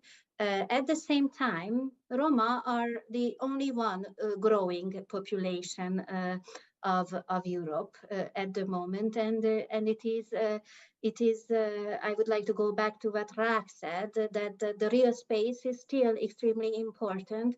The assemblies of the Roma bodies in space and in the public space is one of our most important strategies of changing the oppression, changing the minds of governments, of political systems, and also transnational structures. I mentioned a few locations. Next to Skopje, Shutka, 30,000 Roma people in one community with a Roma mayor. I mentioned Sevilla, Poligono del Sur, 40,000 Roma people in the suburb of Sevilla. I can mention several settlements in Central and Eastern Europe or the Balkans. Just for example, in Serbia, we are currently helping 700 Roma musicians, and there's thousands of Roma musicians. So this is only the best who have applied for COVID support after the pandemic with us. So 700 musicians who've been supported out of thousands of musicians in one Balkans country. This means that the assembly, the actual presence of Roma bodies in the public space is an extremely strong negotiation tool, and it's growing in the future. Right. Thank you very much, Timea. And Gitta? Yeah, I do think that as institutions, we do have the privilege of influence, I guess, that other organizations, grassroots, civil society might not have or have in a different way. And I wonder if we're often aware of that and if we use it to the right ends. For example, we can talk to politicians maybe more easily than others. And I think this is not necessarily something that happens in the public, but I mean, again, I've been in conversations with the mayor of the city that where we're based at, and just by making certain points about what we think is important in sort of looking at history, for instance, or by supporting other organizations in the city that do important work and sort of actively saying that again and again also, I do think that through that you can have a certain influence. And I mean, everyone can go talk to politicians in our democracies and make cases. So I think this is something that shouldn't be forgotten. At the same time, I also agree, bodies and spaces, as Timea has said, is important. And again, working with other organizations and talking to each other and finding common, common ideas, common ground.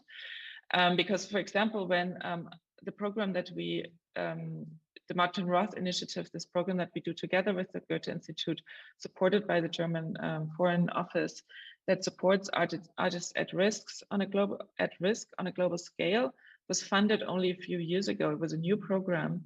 And I think there was generally the idea in the German public or among German cultural institutions that this is needed. And so it is an example of joint efforts, convincing or finding the right political actors to do programs like that with. But I also want to say something on what Jacques said, boards and how institutions are governed today. I think, I'm not sure if we need to change the entire system, but I definitely think we need your help as writers and journalists to look critically at our structures that are sort of above this operational level. I think there's good practice, you know, when that level sort of supports you in change in a pushing, but also loving or caring way. But I also see that, and at least in Germany, we're at a turning point in a way where the old model was that those structures have sort of, there was no change, for instance. People stayed in these boards for many, many years. And there's also this question of, is it rewarded or not, or is it seen as something that you do on the side, like as Ehrenamt, as sort of free of charge? Because that attracts certain people who can afford to do this job, and then maybe they're retired, and so they have different ways of interacting with society today. And so I think to leverage the power of these sort of boards and circles that are outside the operational structure could be powerful, and yet it's not so easy. But again, hold us accountable, please. Right, and Elizabeth. Yes, I certainly think that institutions can intervene in the public sphere and that they have power in this sense. I mean, I said at the beginning of this panel that in the case of debate program, but any program in a cultural institution, I think that has the power to interfere in the public debates, and this is a strong power. And I think that institutions must think about the values and the ideas that they want to be in their agenda as cultural institutions. No, so in this sense, questions such as equality, fighting against any discrimination. I mean, all these things must be in the agenda of cultural institutions, because they have, with many kind of activities, the power to make them more visible. And then in other circumstances, it must happen that they might have some direct political connections, and they might use it. It is not my case that we have been in many circumstances, but for instance, last summer, we precisely worked with Artists at Risk to help, to try to help some Afghan artists to live the country. So in this case, we worked with political instances to try to make this possible.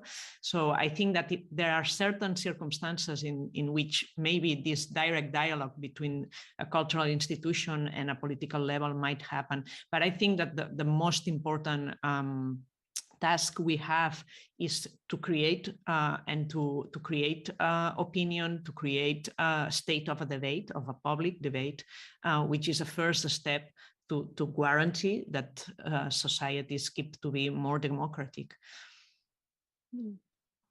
Great, thank you very much, Elizabeth, and thank you so much for all the panelists joining us today. Just one final question before we conclude this panel discussion.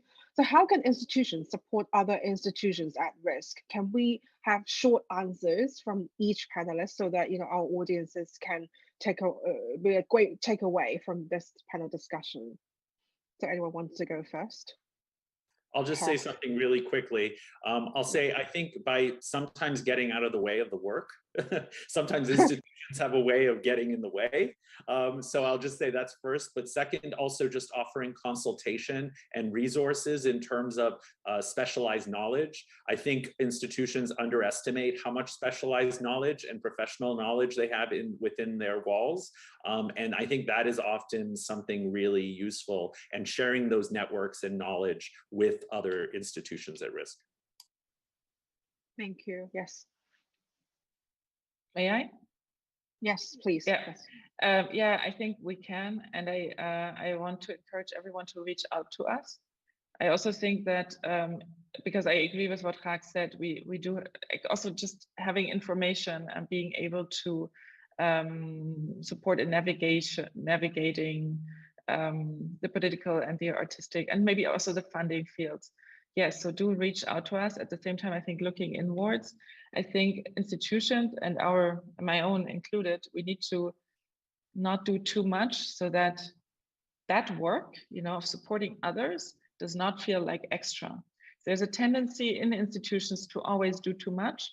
And so whenever there's something new that comes along, there's like, we can't, we're too full. And we are also people, I mean, and I think, I see also my role in saying, please keep like 10 or 20% needs to be sort of open for negotiation so that we can react. And I wonder if now, this big transitional movement and disruptive movement that we're in, with climate crisis and other crises, that maybe this is something new for institutions or more relevant than before. Great, thank you. And Tamir.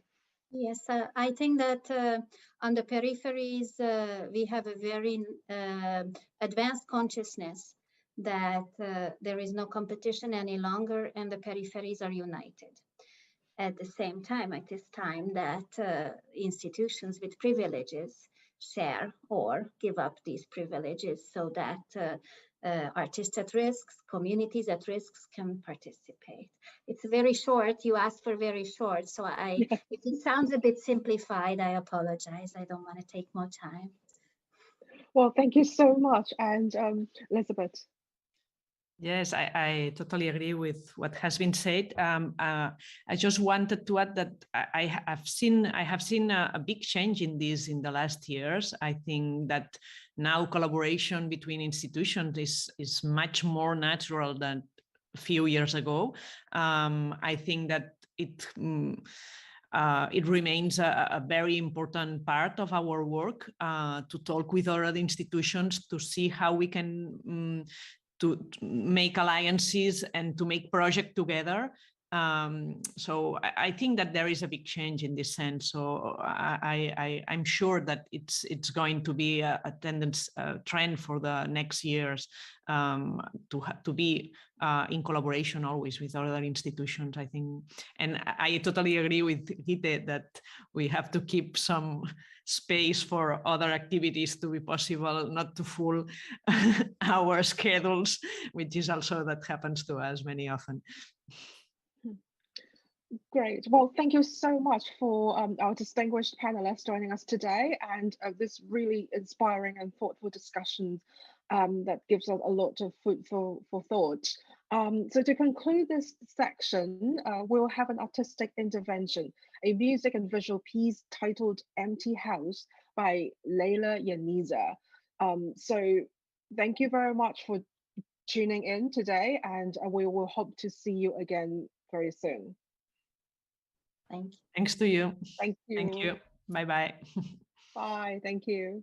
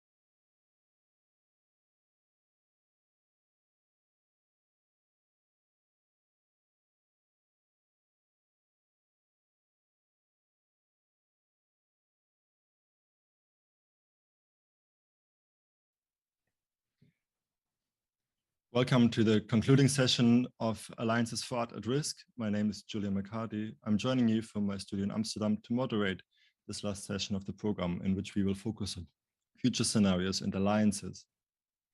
Yesterday in the first session, when artists and organizers shared stories from Belarus and Afghanistan, I was literally close to tears. And I'm sharing this because it reminded me what makes this event so special. Namely, that it's not just about talking, but about gathering ideas and insights for the working meeting that will be organized after this event to organize action to support artists at risk. In this session, we will focus on two things: on opening the social imaginary on the resources that we have available to guide our action. And we will think through hands-on strategies for building alliances that can protect artists at risk because they live under oppressive regimes, often because they address some of the wider political, social, and environmental threats we are facing. The session has several parts. We start with a lecture by David Wengrow. This is followed by a panel discussion, a video statement from the co-founder of Extinction Rebellion, Claire Farrell, and an artistic intervention by Serge Hoyt. You can post questions to the session via the Artists at Risk Telegram channel or on the chat and the live stream. And at the end of the talk and the panel, we will share these questions with the speakers. So please post them there. With that, let me introduce Professor David Wengrow. Good evening, David. Thanks for being with us. Good evening. I will do a really short introduction and then hand over to you. David Wengrow is a professor of comparative archaeology at the University College London. And tonight, David will share some of the insights from his groundbreaking book, The Dawn of Everything, that he co-authored with David Graeber, who sadly passed away last year. In The Dawn of Everything, A New History of Humanity, they argue that conventional conceptions of history contribute to the feeling of being stuck in a world that is increasingly unequal and threatened by climate breakdown, with nowhere to go, as it were. Drawing on a vast amount of historical evidence, they show that there is nothing about our current situation that is natural or inevitable. And the aim, as David put it when we talked to prepare the session, to break some of the conceptual chains that hold us back from working towards more just and less violent worlds. I can highly recommend reading the book, and it is a fantastic starting point for our conversation tonight about ideas that might help us to imagine and build institutions and alliances that can protect artists at risk, while also speaking to broader questions about how social, ecological, human, and democratic freedoms might be defended. David, I'm very glad to have you with us tonight. And with that, I hand over to you. Thank you so much. Thank you, Julian. And thank you very much to Artists at Risk for the honor of giving this keynote talk. I'd like to take the opportunity in dark and complicated times to ask a simple question. Are human freedoms still possible?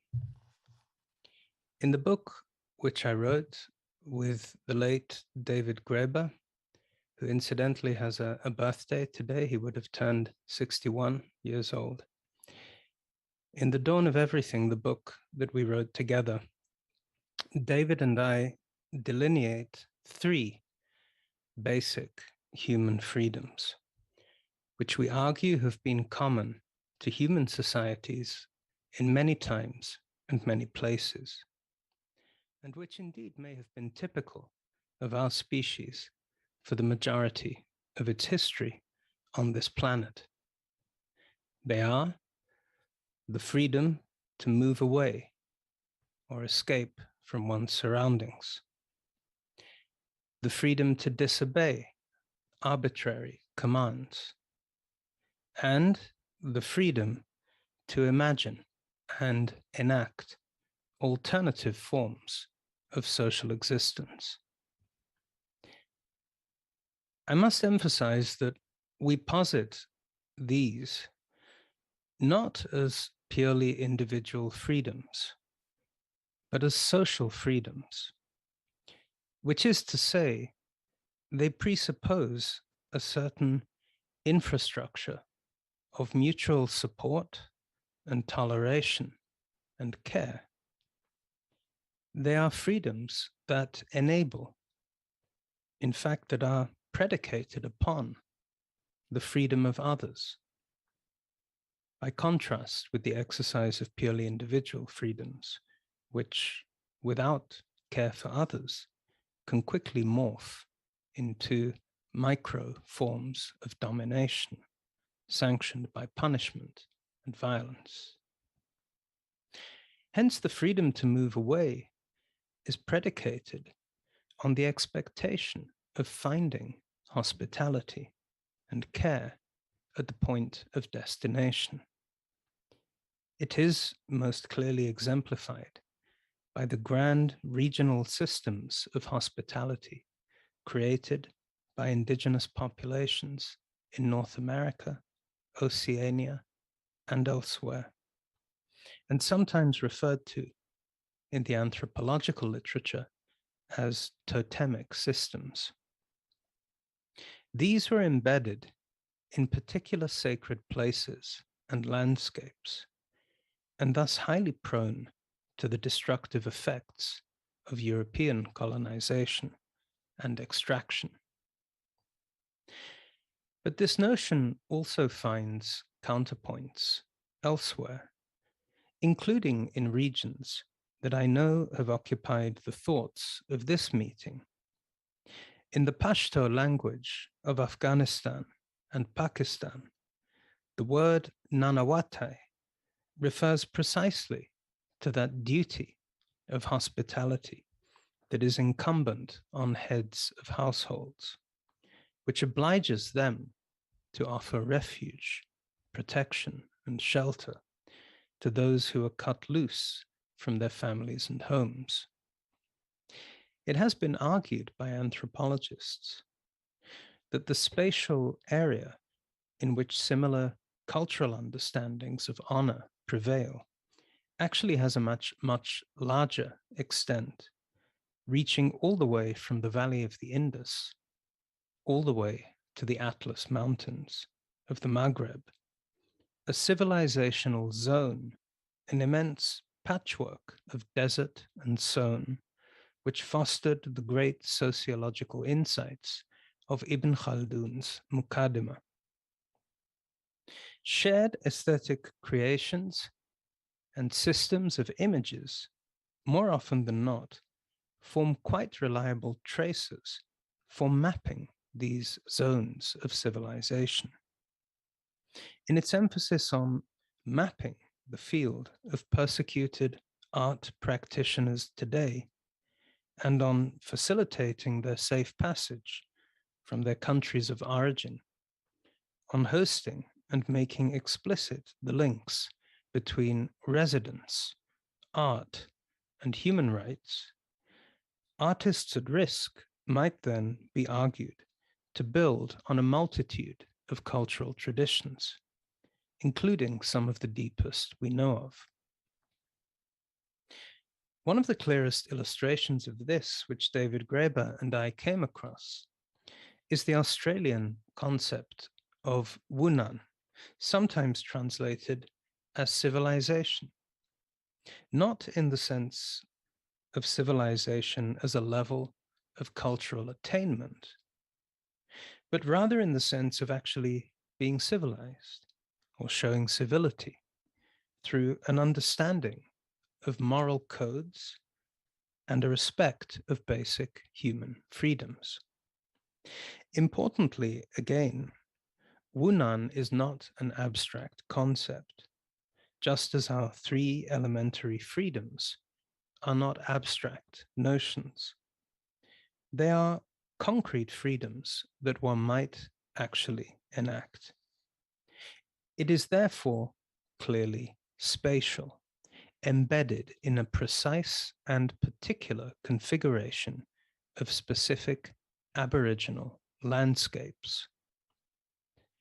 In the older ethnographic literature, Wunan referred simultaneously to at least two quite different things: a system of image making, in this case, rock paintings, sometimes massive, sometimes tiny in scale, and far-flung hospitality zones traversed by people from hundreds of different communities, within which, as they moved between them, they could always expect to be valued and cared for.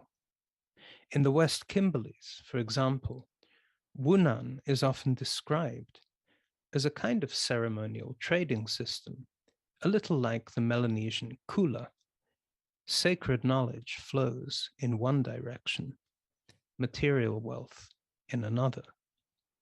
Yet at the same time, it refers to the overall structure of the moiety system, which extends between groups and ensures that everyone has a partner or a potential host, even in distant places.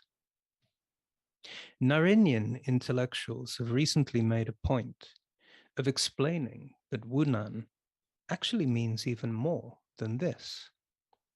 The Wunan system, they emphasize, is first and foremost a form of law, but a law that is impressed on the landscape through images and can only be learned by moving through it. But it is also a set of prescriptive rules of civilized behavior, the most prized possession of a Narinian adult. Being civilized in this manner has both a moral and an aesthetic function. One senior lawman, David Mawaljalai, argued explicitly that while regional relations in the dominant white culture are founded on economics, Aboriginal civilization is built on images, and Wunan law in particular is evidence of a social order started by an artist. That is, the law is depicted through the aesthetic nature of the land. To Indigenous Australians, he says, symbolism holds as much legal validity as mathematics does for the laws of physics. Perhaps that is why these laws have more in common with each other than with Western legal codes. Mawaljalai states that the law was called the Wunan system, the law of sharing, that is, a jurisprudence of relationship and witnessing each other's behavior.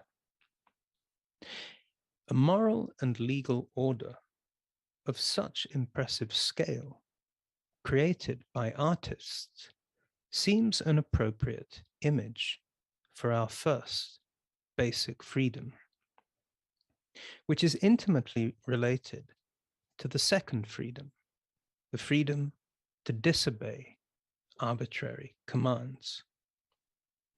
In our book, The Dawn of Everything, we learn from early ethnographies about the nature of these connections and how they fostered advanced cultures of open political discussion and rational debate, which occasioned admiration even from Jesuit missionaries who were ideologically opposed to such freedoms and thus hardly likely to romanticize indigenous practices.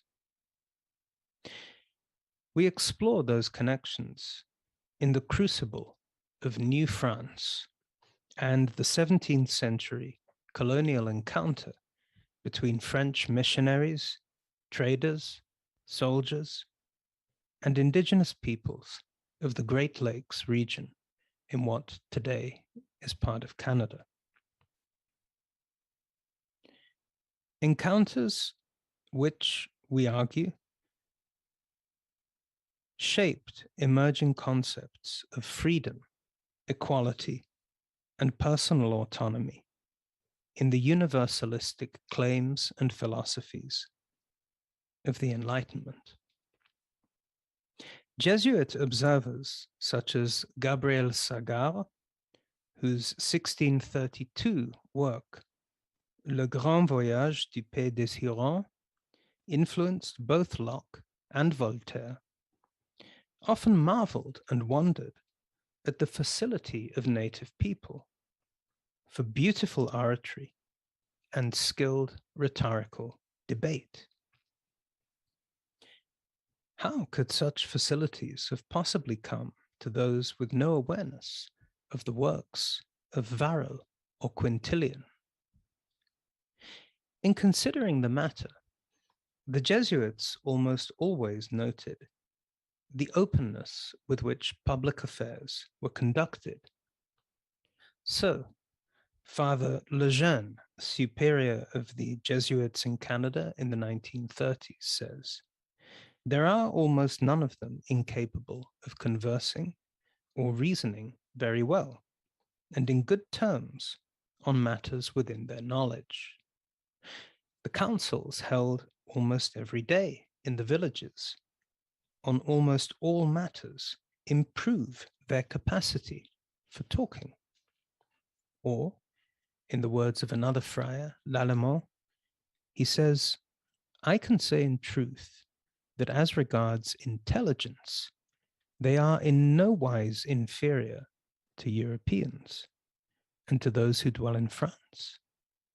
I would never have believed," he says, "that without instruction, nature could have supplied a most ready and vigorous eloquence, which I have admired in many Hurons, or more clear-sightedness in public affairs, or a more discreet management in things to which they are accustomed."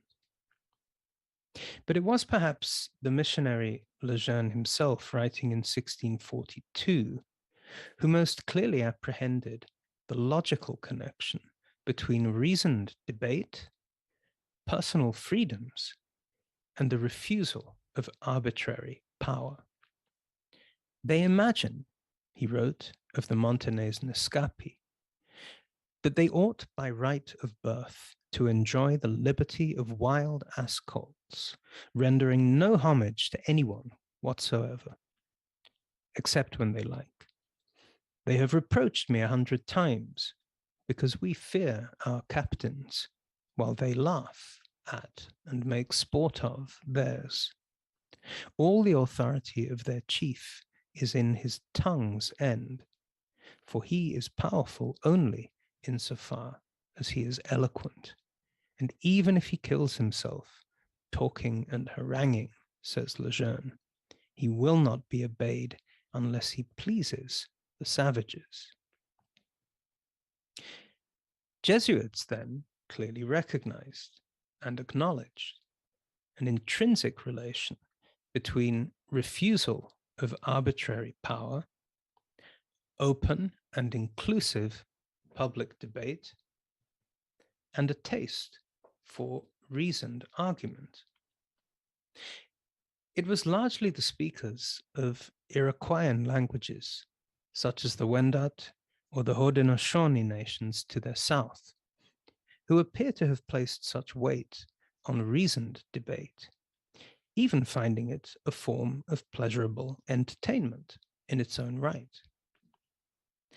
This fact alone, we argue in the book, had major historical repercussions, because it appears to have been exactly this form of debate, rational, skeptical, empirical, conversational in tone, which before long came to be identified with the European Enlightenment as well. And, just like the Jesuits, Enlightenment thinkers and democratic revolutionaries saw it as intrinsically connected with the rejection of arbitrary authority, particularly that which had long been assumed by the clergy. Indigenous historians and ethnographers, from Francis Laflèche to Willard Rawlings, have noted how, in the history of the American Midwest, migration is often framed as implying the restructuring of an entire social order, merging our three elementary freedoms into a single project of emancipation, to move away, to disobey, and to build new social worlds. For example, the Osage, a Siouan people who appear originally to have inhabited the region of Fort Ancient in the Middle Ohio River, before abandoning it for the Great Plains, used the expression moving to a new country as a synonym for constitutional change. What would we now call social movements, or rather what we would now call social movements, often took the form, quite literally, of physical movements through a landscape. How best to enshrine such projects in international law and institutions today? I trust, or at least I very much hope, that there are others at this meeting and elsewhere who are much better qualified than I am to answer that question. No doubt there are formal correspondences with human rights law, but in practice, we might do best to focus on institutions which are able to perceive a crisis of migration as what it truly is, a crisis of hospitality, and to respond to it as such.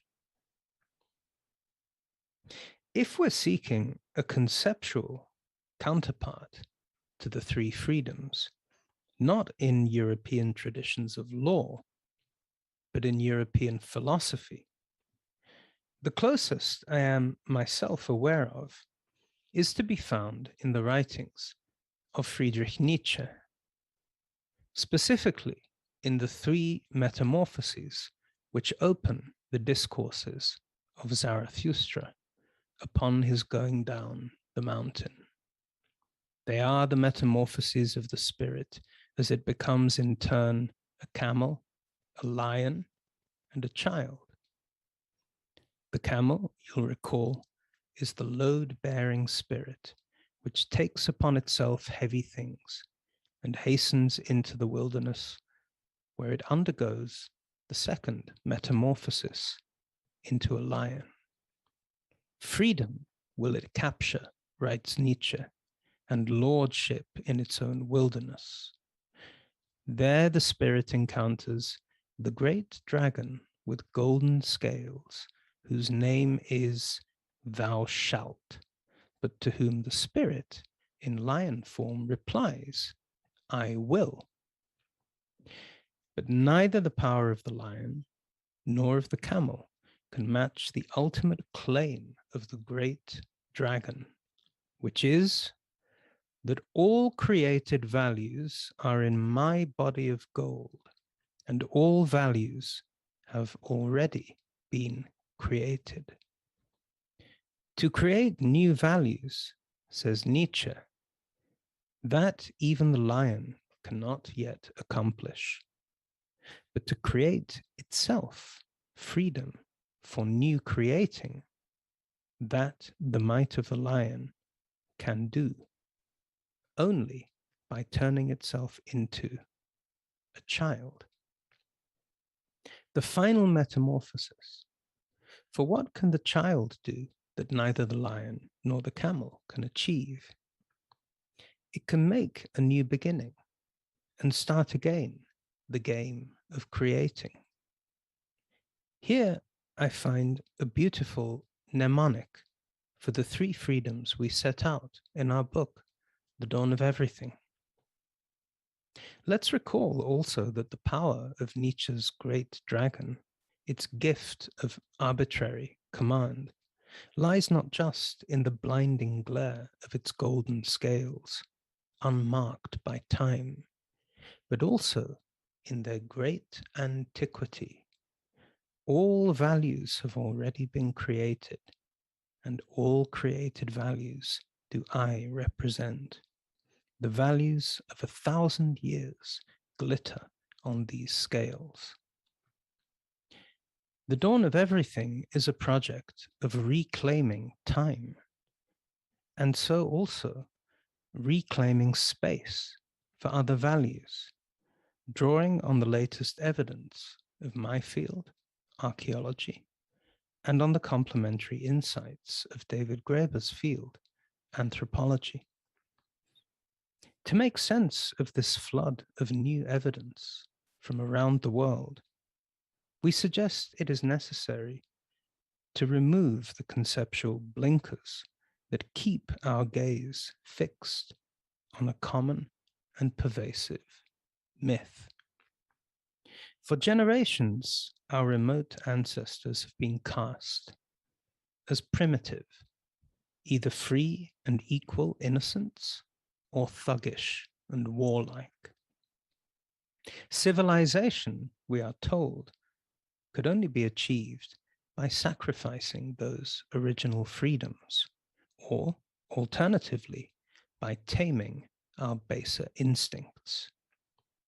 We show how such theories first emerged in the 18th century as a conservative counter-reaction to powerful critiques of European societies posed precisely by those indigenous observers and intellectuals who understood at least something of what it means in practice to live in societies based on concrete human freedoms, where one is not trained into obedience from the cradle to the grave.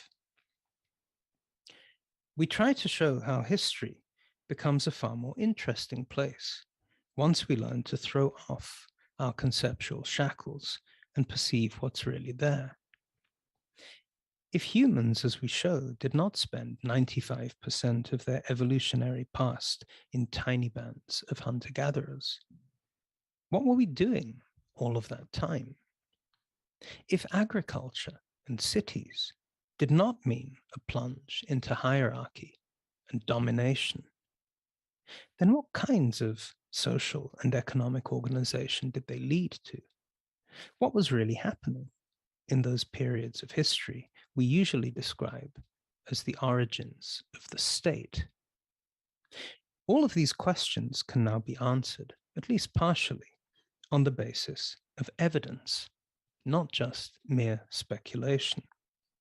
Millennia of human experience reclaimed from the dragon of time, revealing that the course of human history may be less set in stone and more full of playful, hopeful possibilities than we tend to assume.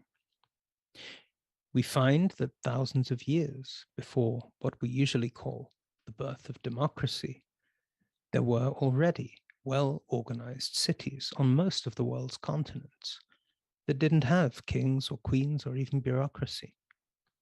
Cities that were organized largely from the bottom up on the basis of neighborhood councils and local assemblies. We find that thousands of years before the coming of agriculture, our species was already experimenting with a truly wild variety of social possibilities. In Europe of the last ice age, we find kings and queens whose authority came and went with the changing seasons.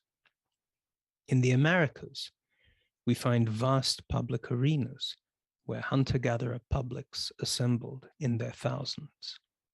We find slavery already adopted, but also abolished by people who had never once in their histories practiced agriculture. In light of the modern evidence of archaeology and anthropology, those chains of causality that were supposed to lead from humanity's prehistoric adoption of agriculture to the rise of private property, accumulation, and competition, and thence to cities, taxes, exploited labor surpluses, extractive elites, and permanent underclasses across the whole of the known world. Those chains of causality, we find, are no longer made of iron. They are not even made of straw, but instead, I would say, of highly elastic rubber bands stretched now to the point of snapping across eons of time. Time that dogged, boring adherents of just so stories tell us we must ignore, discount as so many blind alleys or lag times. They tell us that the only histories are the histories of those who behaved as they ought to, which is to say, who followed the familiar plot of history. Only those histories count. Only they are able to set in motion chains of causality which do not lead to dead ends, they tell us. All of which seems rather blind to the possibility, even the likelihood, that our species is now set on a course to imminent disaster, the ultimate dead end, which will make losers of us all.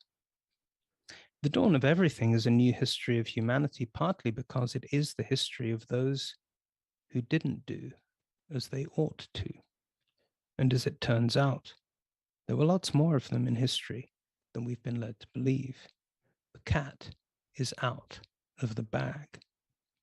A reviewer of the book, Rachel Kiddy of the University of Oxford, wrote in the British journal Antiquity, and I quote, "As an ethnographic archaeologist working with contemporary displaced people who are often forced to survive in the diminishing cracks of global capitalism, I am wholly convinced by the author's argument that humans have the capacity, if not today the legal right, to reflect on the consequences of a particular direction that could be taken and to choose a different path.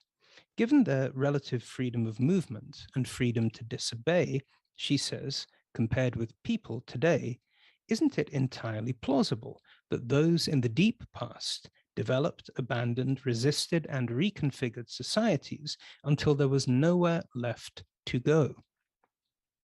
Nowhere left to go."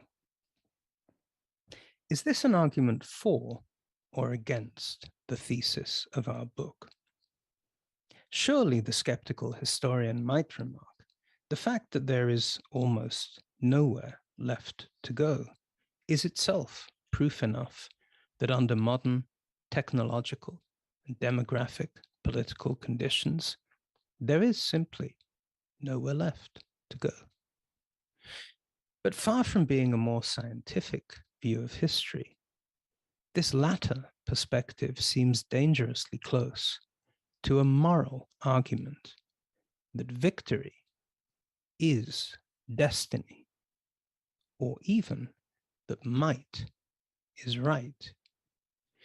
To say we have nothing to learn from the experience of those who were defeated, lied to, stolen from, blighted by pandemics, and dispossessed by force is to ignore the fact that with each passing decade, those processes move further and further out of the colonial periphery and into the demographic heart of humanity. With each passing year, more and more of those people on the losing side of history are none other than us, ourselves. Thank you very much.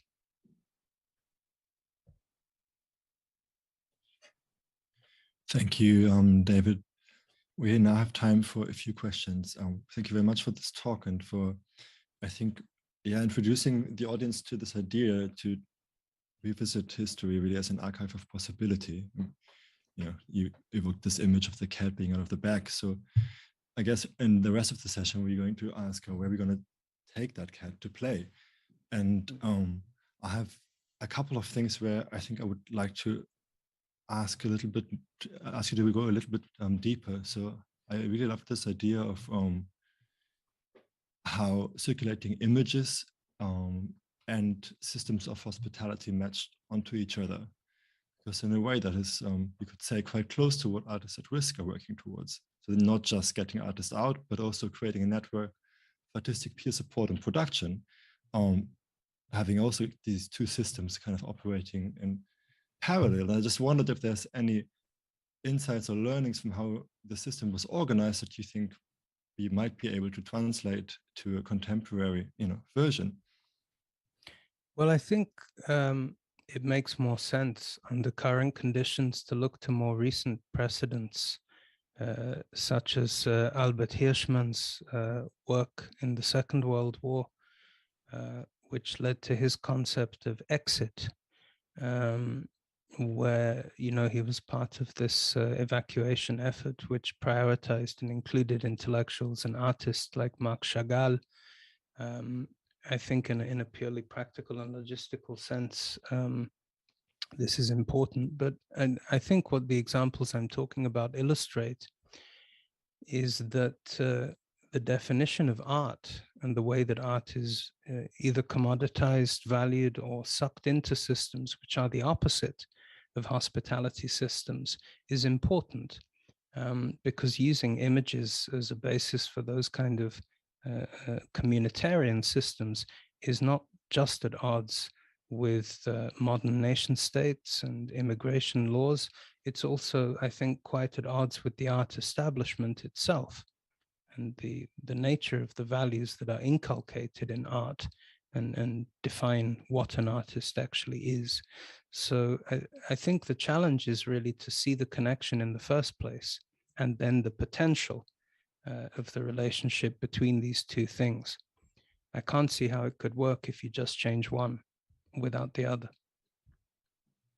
Yeah, I mean, this is why I think that these three interrelated freedoms are useful for the session again, because, you know, then getting artists out is not just a rescue mission, but it's actually a wider argument that a free circulation of artists should be part of, you know, global art production. So I think that's really a good point to take forward. I think you could make that argument, yes. That's at least how I heard you, yeah. Mm-hmm. I was also wondering, kind of following on that, in the previous sessions, we learned that many of the most effective initiatives to protect artists at risk actually developed from kind of friendship and peer networks, including our host, Artists at Risk. So they're based on, you could say, relationships of mutual care. And you make a really interesting point in the book that you only touched upon briefly now, saying that, you know, historically, in modernism, we have a kind of conflation of care and violence. And I would love you to say a bit more about that so that we can take that on board when we think about, you know, what kind of networks you could build and what role care can play. That's right. One of the arguments in the book, after we've explored and effectively tried to negate many of the standard assumptions about where structural inequality really comes from. So after we've argued that it's not an inevitable or logical consequence of adopting agriculture or living in large, dense concentrations of people, what are we left with as an explanation for the roots of social inequalities? And the pattern which emerges in the book, as you say, and which definitely requires further exemplification and exploration, but it is a pattern that we noticed, is that inequalities become entrenched and violence becomes entrenched precisely when it becomes entangled with what we call systems of care. So, for example, the evidence of warfare and interpersonal violence in deep human history doesn't really have a pattern. It's quite sporadic, and it doesn't always lead to a major transformation of human societies. But when it becomes linked to systems of care, ideas about the proper way to get married or treat the dead, basic human concerns, something else seems to happen, which does become structural. And we can see it both at the very small scale of families and households, but also at the scale of kingdoms and empires. Ancient Egypt is a very obvious example of a violently unequal and expansionist society, which devoted much of its economy to the creation of great monuments of care. That's what all those pyramid temples basically are. They're an enormous machine for caring for the dead, or a very small number of the dead. And yes, this emerged as a pattern, not just in time, but also in space, because the systems of violence are I would say, parasitical on the systems of care. So we show, for example, how these great temple systems emerged as regional systems in the Middle East, whereas monarchy and aristocracy begin on a very small scale. But once they latch themselves onto the larger networks, then you have a situation which is roughly corresponding to empire, or what most people would describe as the emergence of states. So yes, we think this is fundamental. We don't pretend to fully understand it. We think it needs more exploration. I think it is also relevant to art institutions and museums because, of course, as I've pointed out before, a museum is the perfect instantiation of the transformation of violence into care. I'm talking about big state museums, colonial collections, where what is appropriated is brought in and lovingly conserved and cared for, is a perfect physical example in architectural space of the transformation of violence into care and how ephemeral acts of violence and domination can be turned into structural inequalities. Thank you. I have a couple of questions from the chat. So there's a question about this idea of being stuck. Reading, since we have nowhere to go, literally, the planet is finite and disobedience creates conflict, even war. Where can we build our new space for social freedom? Yes, we can free ourselves from our self-imposed ignorance, but how can we resist our oppressors without leaving? So I guess the question is about the conditions, for leaving. Well, I mean, clearly, we all have very different scope. And I think the point that Kiddy was making in her review, and which I believe you've seen examples of in this meeting, is that even people who are confined, literally confined, physically and mentally to the most appalling, limited circumstances, still very often find ways to assert their freedoms. Those of us who are much more privileged and much more free to act, I think have many different ways. I mean, I'm just recently actually in discussion with a number of people about looking at spaces which do claim to be spaces of social freedom. Museums and art galleries, for example. We still have a situation here in London where our major metropolitan archaeological museum accepts sponsorship from fossil fuel companies, which is precisely the kind of coming together of two things which we argue can have far-reaching, fairly calamitous consequences. So, I think there may be smaller and larger things that all of us can do depending on our circumstances. It's not really possible to generalize. I think that's fair enough. So I have another question that asks about David Graeber's concept of prefigurative forms that might prepare us for the post-oppressive state. Mm-hmm. And the question is whether you agree with it, or I guess how it aligns with the argument you presented tonight. Well, my understanding of it, which is not a practical understanding in the way that David insisted it must be, is the idea of acting as if you're already free, which I don't only agree with it, I love it as an idea and as a way of living. I think it requires certain sacrifices, or at least it's very difficult to do. I think if you're tied in to structures of debt and family obligations or relations of care, I've listened to not just David, but others who have been far more involved in movements like the global justice movement than I have personally.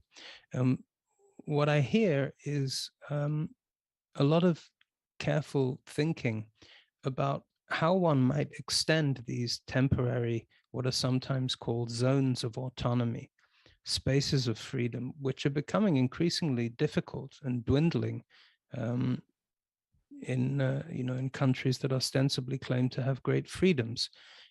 How to turn those from ephemeral moments of assembly into more durable structures.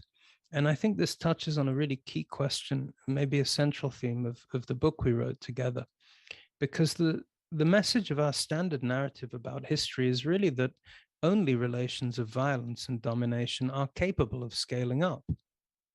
So what we try to do in the book is rescue from history and from the evidence of our fields many examples of the opposite happening, of relations that are not based on that scaling up, relations based on mutual care, mutual aid, and mutual assistance, voluntary and voluntaristic relations, relations based on consensus.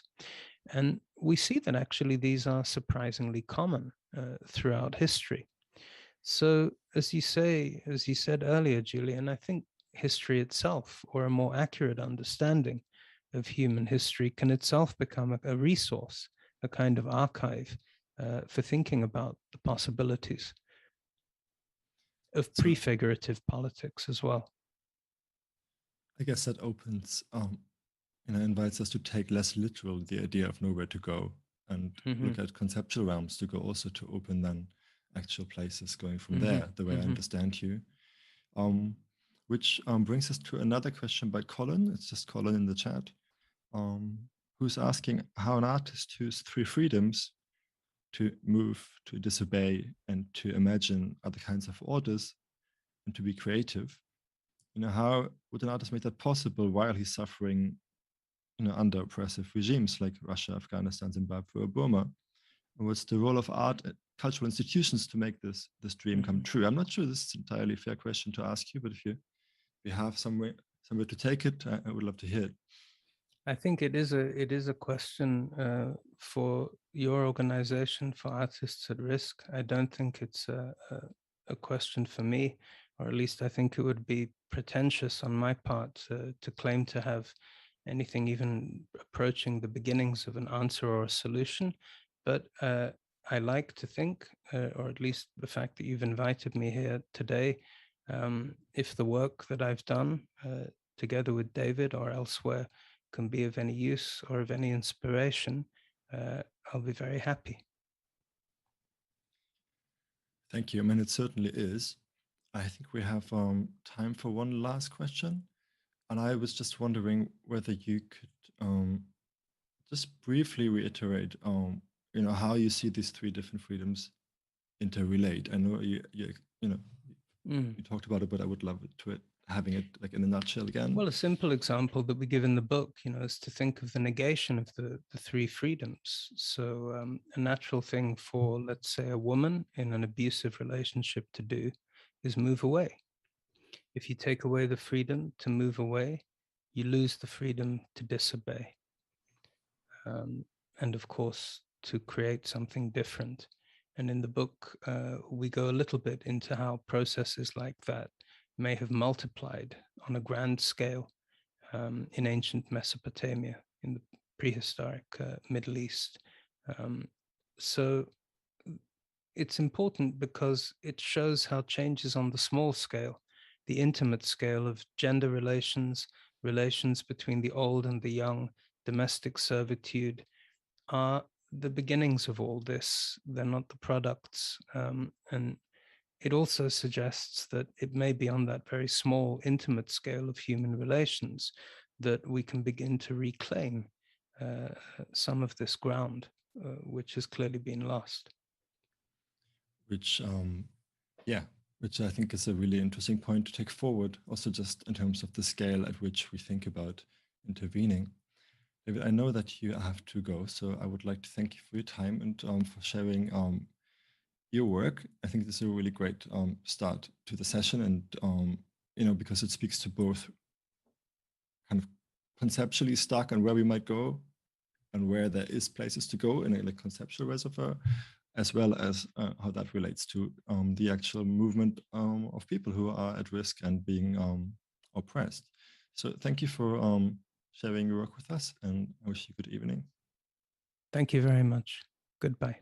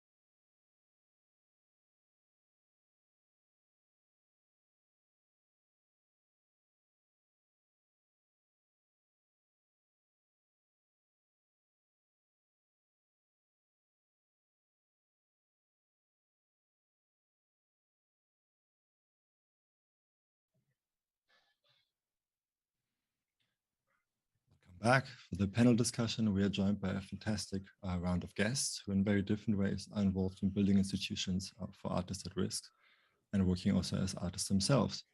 And we will talk especially about the ongoing Afghanistan evacuation efforts. I will briefly introduce the panelists who are here with us, and then we will have after this short round of introductions, I will hand over to you. So welcome Dia Khan. Dia is an acclaimed music producer and documentary maker whose work frequently highlights issues of human rights, women's voices, and freedom of expression.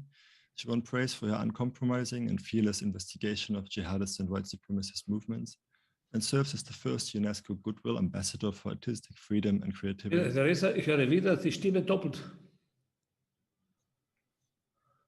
Peter Müller. Sorry, we have an audio issue here. Yeah, I have an echo all the time. For me, the sound is fine. Okay. Yeah, we continue in the meantime. So thanks for being with us, Dia. It's really nice to have you. Thanks for making time. Thank you. It's a pleasure to be here. Next up, the film director and activist Kaushik Mukherjee, known as Q. Q is an independent artist from India who has written, produced, and directed award-winning films. He's also a rapper and an activist. Können Sie vielleicht Ihr Mikrofon ausmachen? Nein. He's also a rapper and an activist who actively, I think we're good now, who actively participated in the massive Indian farmers' protest. Q is also working with Artists at Risk, running an Artists at Risk residency in Goa. So welcome, Q. Thank you so much for having me. It's great that you're here. Yeah, it's great to be here. Further, I'd like to welcome Barbara Umarzad. He's a writer, artist, curator, and professor at Kabul University. He is the founder of the Center for Contemporary Arts Afghanistan, and he also founded the Women Arts Center and the art magazine Ganama-e-Huna in Afghanistan, and is currently engaged in the evacuation of Afghan artists. Thank you for joining us. And finally, I would like to welcome Professor Peter Weibel, director of the ZKM and co-host of this event. Peter Weibel has put the ZKM on the map really as a leading institution for media art, and he and his team at the ZKM reacted very fast when the Afghanistan crisis started, hosting 2 artists and working with Artists at Risk to put political pressure on the German governments to grant visas. So thank you too for hosting us tonight and for joining this conversation. So I don't know if you had a chance to listen to the talk by David Rengrow. He kind of pulled out these 3 interrelated freedoms from the vast amounts of arguments they make in the book, and they relate the freedom to move and the freedom to disobey and the freedom to imagine and put into practice new ways of living together, really make an argument that they depend on each other, so that, you know, it's not just the safety of artists that must be guaranteed, but actually it's a condition for artistic work in the first place. And so I wanted to run this panel a little bit by starting personal statements from you. And I guess because all of you are working, you know, to actually protect artists at risk, they will lead on very nicely from, you know, the freedom of movement and the freedom to disobey. And with that, I would like to hand over to you for your introductory statements. Barbara, would you like to speak on the current situation of Afghanistan? Yeah. So, thanks from Artists at Risk for this symposium. I think it's a good moment for me to talk about the present situation of Afghan artists and related issues. In Afghanistan after 1978, an imported and imposed ideology of Soviet Union's socialism, freedom of expression and artistic creativities were attributed to imperialism, and now to the opposition or against religion or Islam. While none of these claims are true, Democracy was one of the slogans that eventually led to the re-emergence of the Taliban as a force for peace. And now the people of Afghanistan, especially artists and women, are most victims of this imported and imposed peace. But unfortunately, some of the countries whose troops were led by the United States for around 20 years in Afghanistan to fight against the Taliban didn't accept and save any Afghan artist at risk, which was disappointed. As far as I know, Germany, France, and Portugal has evacuated Afghan artists at risk more than any other countries. In this regard, I would like to say that a list of Afghan artists at risk was handed over to the German government, and a number of these artists has been accepted for asylum. I, with the support of a large number of Afghan artists and cultural figures, would like to ask the German government to take action to save the life of the rest of this list.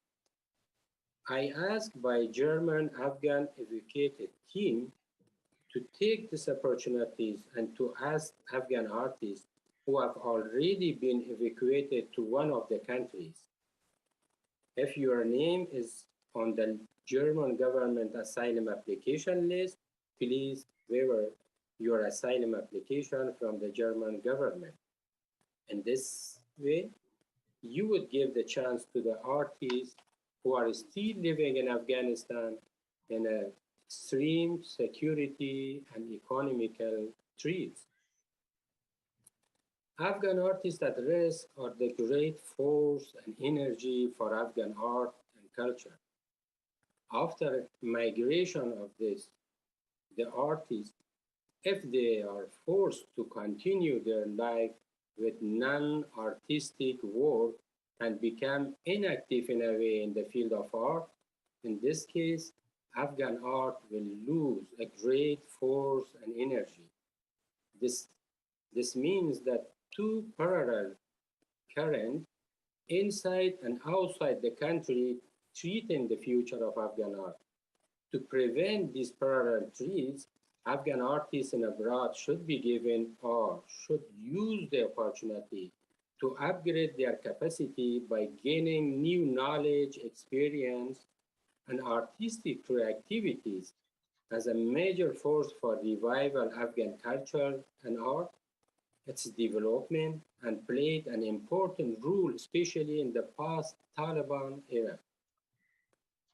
We Afghan artists should express our gratitude to those who effort the evacuation and saving Afghan artists at risk. In Germany, Mr. Michael May, the lawyer in Berlin, Mrs. Elka Grun, the director of contemporary arts in Frankfurt, Dr. Julia Dragnavis, the director of German Academy in Rome, Villa Massiumi, Yama Rahimi, one of the active members and talented artists of CCA, and he also became well known in Afghanistan because of his activities of supporting Afghans to bring to Germany. Academy der Kunst, and it is director, Professor Jenan Mirafel. I am sorry for if my pronunciation is not good. Sarah Nabil, Afghan talented artist, art activist, and women rights founder, defender, Professor Klaus-Peter Hess, Luftbrücke, Kabul, Mrs. Teresa Breuer, and Derek Lee Schick from House Yattigit M, Anamuni Koluta from Geda Heikel Stiftung, Professor Yasamin Riemann, Director Stidel Schule, Shafiq Omar, and Charles Hedge from Van Eyck Museum, Netherlands. So I think I should put an end point to my statement. If you want, I can continue. Thank you very much. I think let's give other speakers a chance to share their statement, and then we come back. I mean, I would love to hear more about the Center for Contemporary Art Afghanistan, for example, and your plans to open an exile institution in Germany. But let's come to that later. Yeah, would you like to share your statement with us? Yes, thank you so much. And I decided to listen in on David's incredibly moving and very interesting keynote, and wanted to just reflect on that actually a little bit.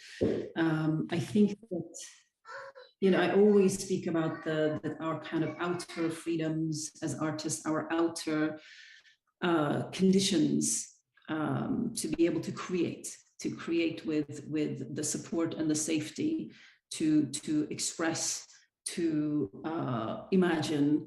But I think what is consistently under threat, and one of the things that we don't really speak very much about, is this the inner part of it, which is the imagination, which is the self-censorship very often as well, which is hard to see.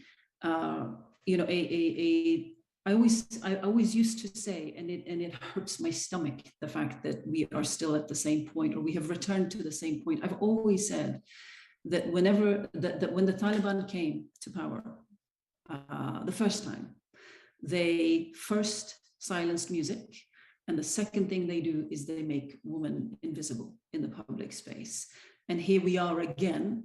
And I've always been really fascinated by that, why it is that it's so dangerous to be those two things, to be an artist and also to be a woman. What is it? Why is it such a provocation?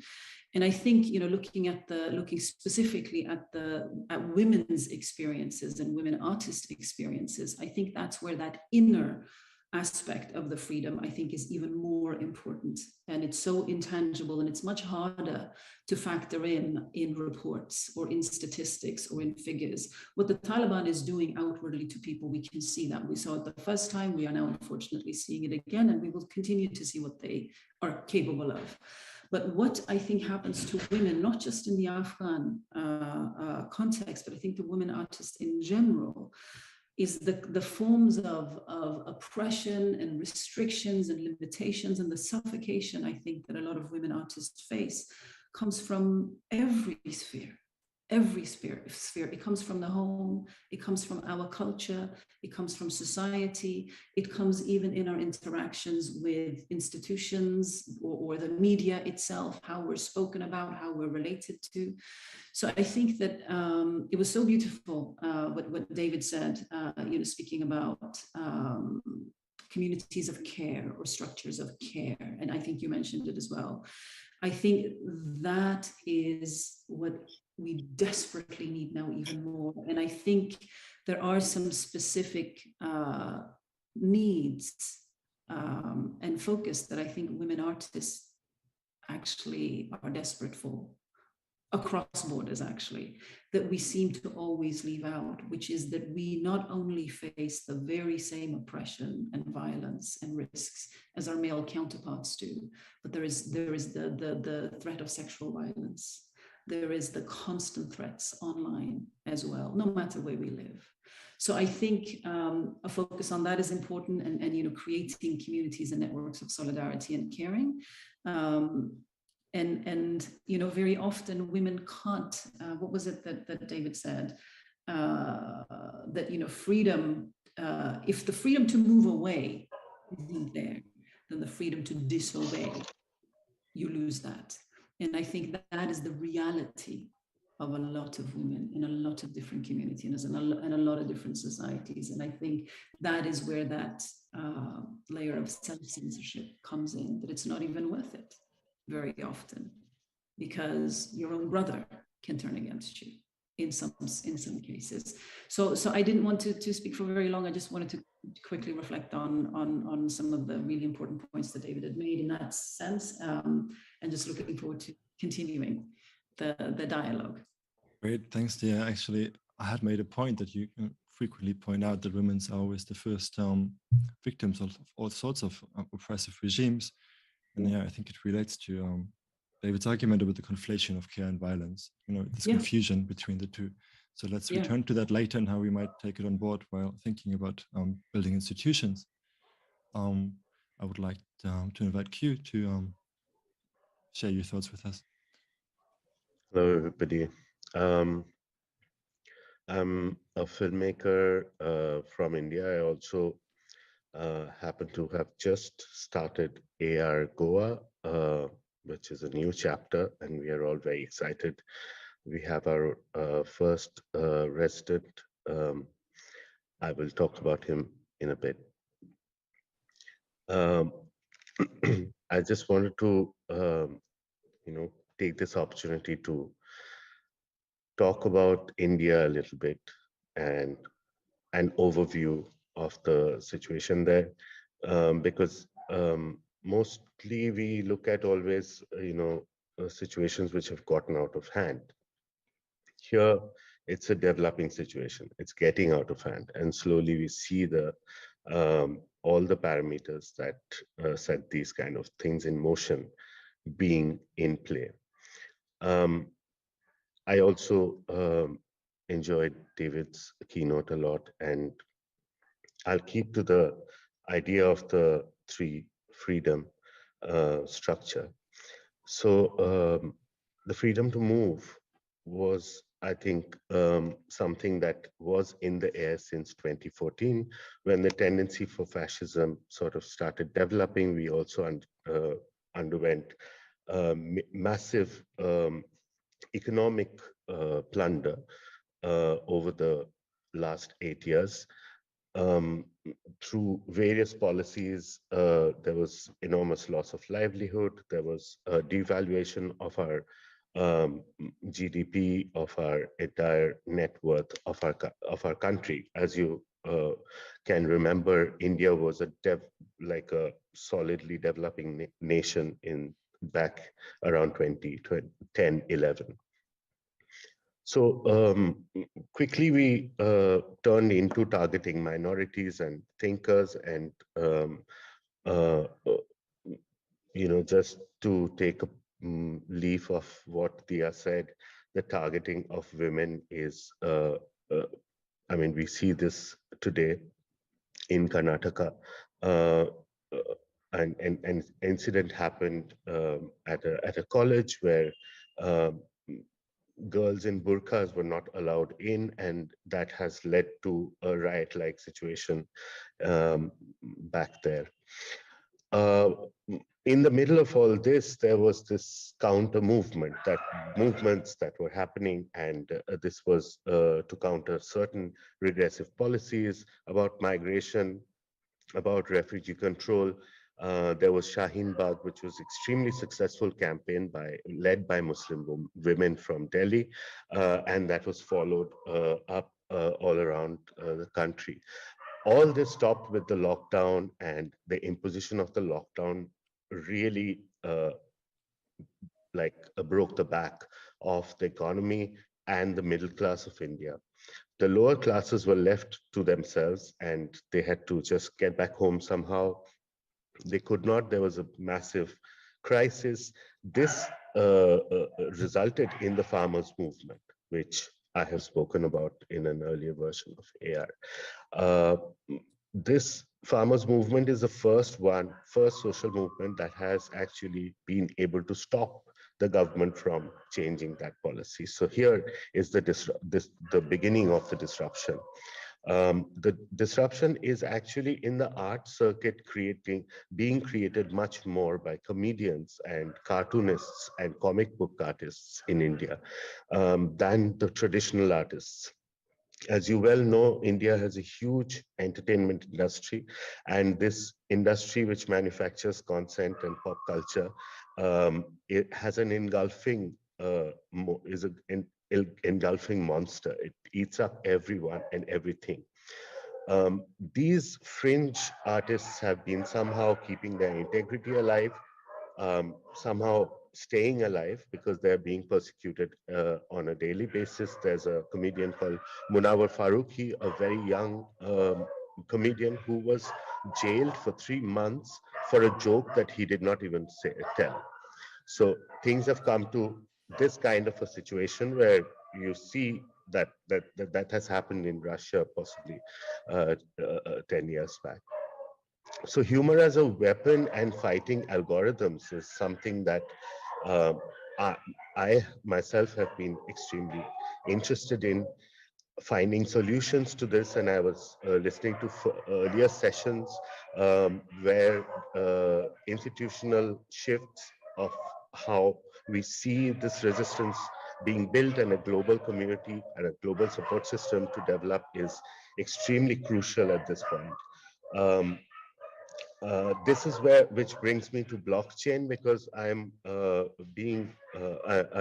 been extremely impressed by the social possibilities and the ramifications that the technology presents to us, obviously, with hygiene that we'd have to bring to the table. And if we don't move and make our ecosystems right now, we will again be playing a part to another ecosystem run by some other people. The imagination is really to build an equitable marketplace more than anything else, because art and its value is highly marginalized, and it is a top elite that really take up all the value, even in this kind of changing digital art setup. And I've been having really interesting talks with Ivor and Marita about the possibilities that we could present to artists who are at risk to produce and publish and mint, and how to find solutions that could be more sociable rather than equitable, rather than profitable. It's to build long-term value for a community of artists that can live together on a blockchain. Thank you. I have a lot of questions and I'm looking forward to coming back to you. But before that, I would like to give the word to Peter Weibel, and I hope to hear about ZKM's experience with artists at risk and the current Afghanistan crisis. You're on mute still. Your microphone is muted. There should be, it looks like it's muted on Zoom. So if you go to the bottom. So now you hear me? Yeah, that's perfect. Yeah, yeah. I would like to apply three types of freedom of his lecture on our institution. He said precisely, he's not so much talking about individual freedom, he said he's talking about social freedom. So I would like that we all together investigate how much freedom we have in institution. For example, he spoke about the freedom to move. He did not mean to move from one country to another one. Yeah? I think what he meant, and I learned from his book, it means also to move for one's own community, yeah? To embed one's own community. So it means we, the museum, we are part of the art system. Yeah? This is our community. What happens to us when you move away from this art system community? Yeah? You can think, we can discuss the answer. I know the answer, but this is precisely the movement, the freedom to move away from the art community is dangerous. Yeah?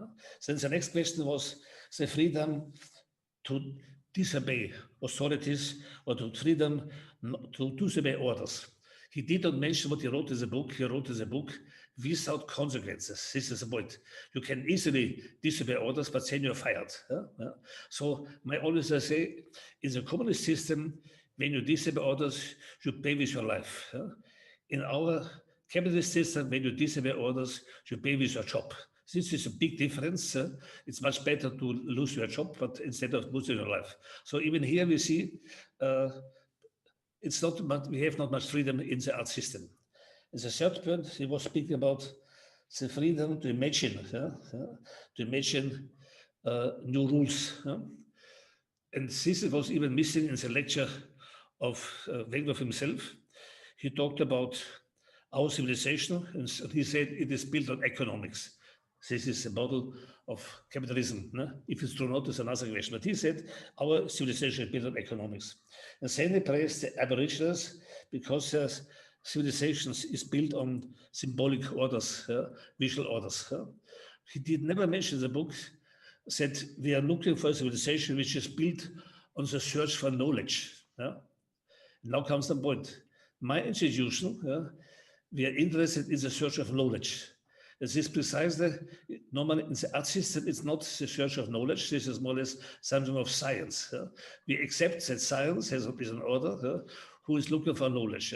When now you start in a museum, as aliens, with science to look for to search for knowledge, then you get into trouble because the mass media don't speak about you. The mass media want exhibitions about painting more or less from 19th century. When you do something different, then you have to pay with consequences. But the most important point is the following. How much freedom do we have to substitute politics? We hear the blames, correct blames of Afghanistan artists. Yesterday, we had wrong blames about the problem of Afghanistan artists, which are nearly to be killed and to die. I'm one of the institutions of many in Germany who want to accept. We invited the government. We wrote the government letters in Germany. We would like to have many, many artists from Afghanistan or from Pakistan. We give some artists residency. But the German government does not hand out visas. So now you see, my museum is a governmental organization. We get the money from the state.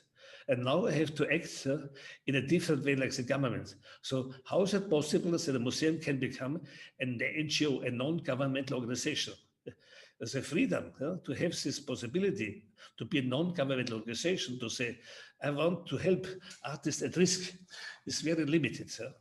So we have the question, in a symbolic level, I can always act and substitute the government. But I'm not interested in this symbolic politics.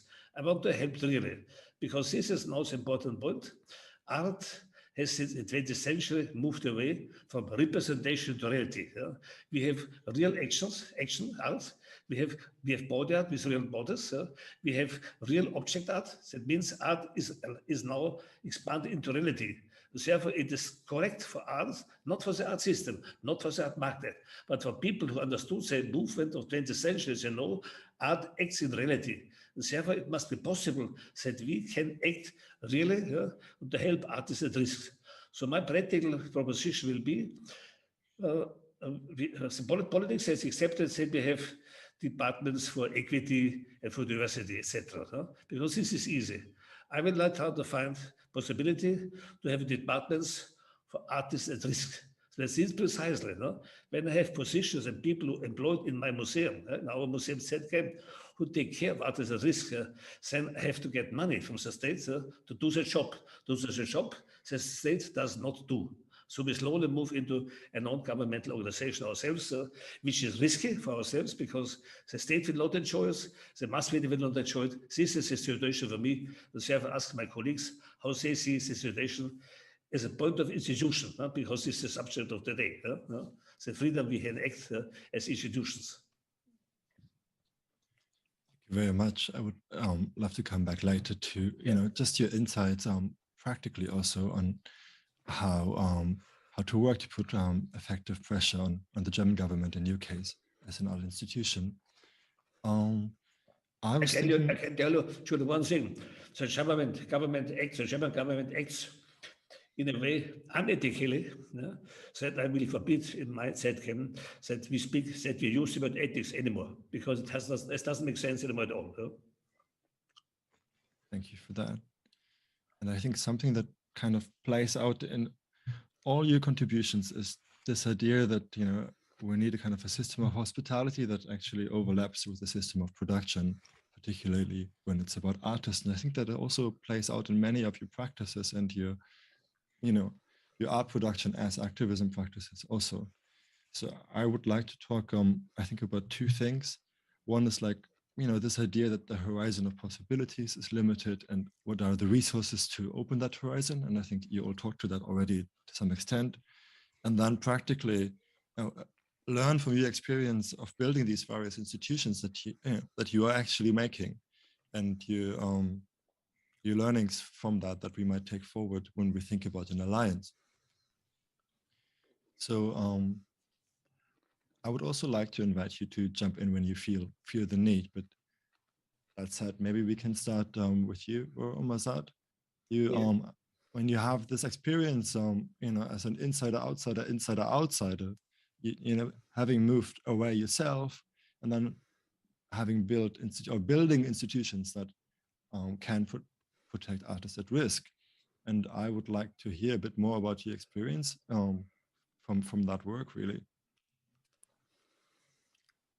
Yeah, before that, I would come to Europe. Before that, I want to also thanks Mahmoud Bab, Sidiq Barmak, Atiq Rahimi in France, and also Dr. Salimi Sarmast, the director of National Institute of Music in Portugal, and also Liza Ahmadi and Mariam Ghani in US, and Dr. Caroline Cristo in Italy.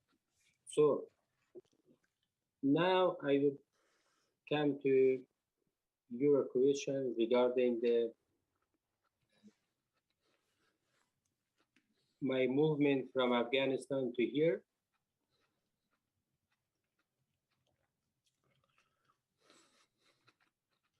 Yeah, please. Yeah. So, as most of the Afghan artists, after 15th of August, everyone was trying to come out, especially the artists who were at risk. And I was one of them. And then finally, I'm here. And in here, considering the historical long-standing cultural relation between Afghanistan and Germany, and the role of Germany of establishing and developing CCA, now I would like to move the CCA here in Germany, in Frankfurt, as CCA in exile. Fortunately, 14 members of very young, talented artists of CCA has been accepted here in Germany. And they're moving from Kabul to come here. And also 6 of these students has been accepted by University of Art and Design in Frankfurt. I would like to thank again Yamar Rahimi for his effort in this regard. And we hope that the rest of artists, especially the women artists whom are still living in Afghanistan with very bad condition, security and economic treats. So they be also able to come here in Frankfurt, and we start this CCA here in exile to continue our activities here, and it would be a very good message to the world. Also, we have another example of an Institute of Music in Afghanistan with 280 students and teachers. They moved to Portugal. Hopefully, in France also, we will see some strong movement, like in the field of cinema, because most of the people or most of the cinema artists, they are in France now. So this is the future plan of me here in Germany to active this center again with its artists and teachers. I think you have some dogs around. We have dogs on some channel. Please mute yourself when you're not talking. Thank you, Mazad. I think this really made me think about a question that came up yesterday that we maybe can take forward later also. The question, that there might be a case not just to support artists at risk, but also to support art institutions. In this case, for example, the Center for Contemporary Art Afghanistan in exile that you just outlined, and that might be an effective strategy actually of helping not just one artist, but networks of artists. So thanks for sharing that. I was wondering a little bit regarding this question of widening the horizon of possibility. I mean, this of course is what artists do anyway. I was thinking during Van Gogh's talk, so to expand the social imaginary and what's possible. Maybe it's also because of that skill that they're often targeted. So I would like to invite you, Dia, to talk to that a little bit, to this, how it plays out both in your artistic work, but also in your political work, and how the two interrelate. And I was particularly interested. I mean, you have been really acclaimed for your what's sometimes described as extreme listening or empathy. Yeah, this idea of working with the enemy and to, as you put it, I think, looking for a crack where humanity can shine through in the darkest places. And I understand that you're also doing that kind of work through Fuse, an institution that you're building yourself. So I would love to hear, the idea of listening as a way of opening possibilities and how that's working out in your practice and in these institutions you're building. Thank you for actually asking that question. For me, so I started my training started as a musician. So in music when I was about 7 years old. So I studied North Indian classical music for a very long time, which is because I've had to think about this aspect of listening a bit more concretely, and that is a classical form of music that is based on listening. It is not a form that is based on reading.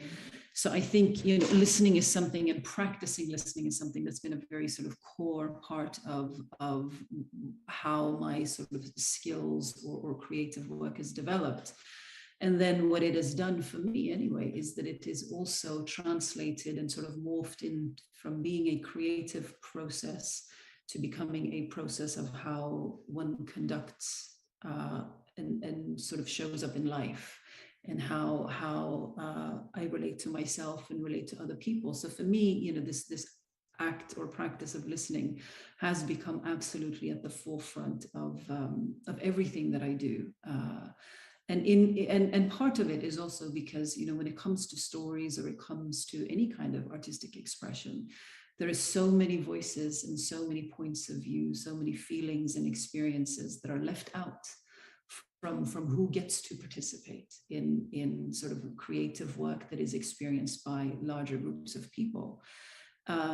So creating Fuse, which is both an arts and a media production company, that has been very important to me, is to try to bring voices that are marginalized, voices that are typically either overlooked or ignored or marginalized intentionally for whatever reasons, to try and find those voices and try to support and nurture and encourage and sort of build at least a platform and a way for artists or creative people like that to sort of have a starting point. So, but it's very difficult, as all of you know already. It's very difficult to try and be in the space with the things that are changing as fast as they are. Just last night, I got 3 very, very desperate letters from 3 actually Afghan musicians, 2 who are still inside,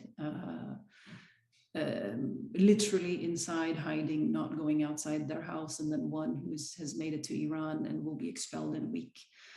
And it's just, what do we do? And the futility of our institutions in the countries that we live in, and their either inability to do something, or their apathy around some of this, or their kind of lack of appetite or willingness to realize that we have to do something, and going back again to kind of, communities or networks of caring.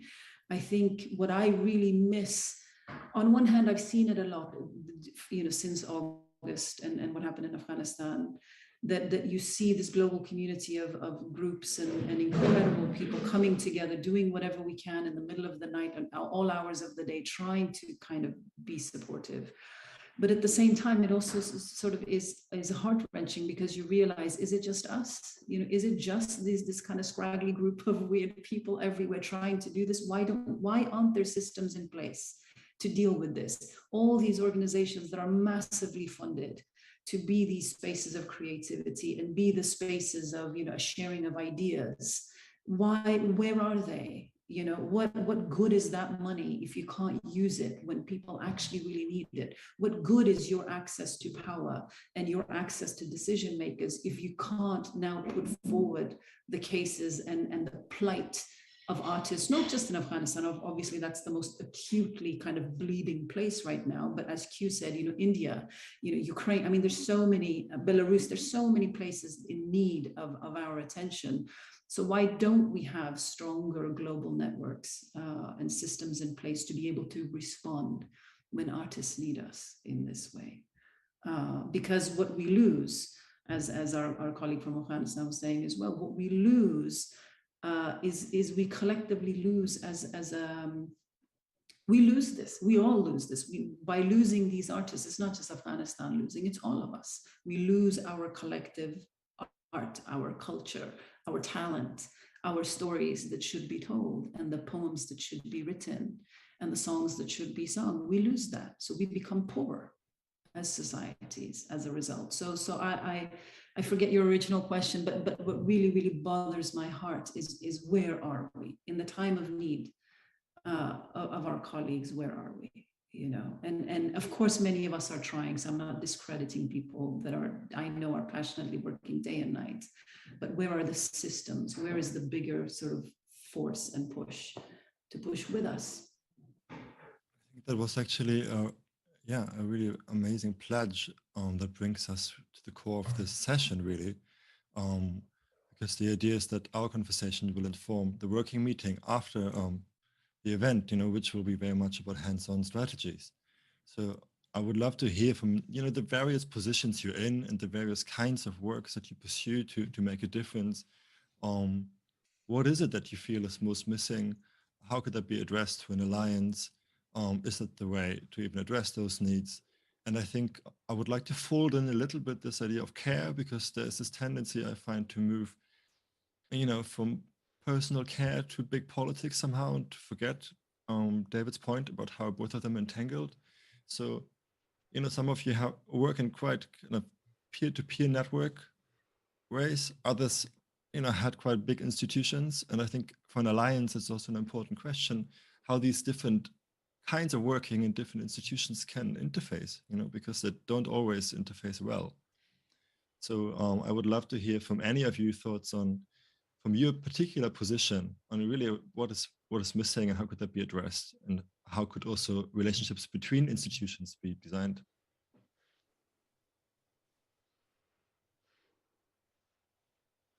Are you're asking anyone, right? I'm asking anyone, and I think Peter Weibel was wanting to speak. A main decision by an art institution like a museum is always which code are you following? Yeah? And our decision here is we follow the artists. Yeah? We do not describe what artists should do, what most museums do, and then judge them, do they fit in the program? We are directly in our program following the artists. And when we see that artists act politically, why not should also the institution act politically? When we see that artists act scientifically, why not should also institution act scientifically?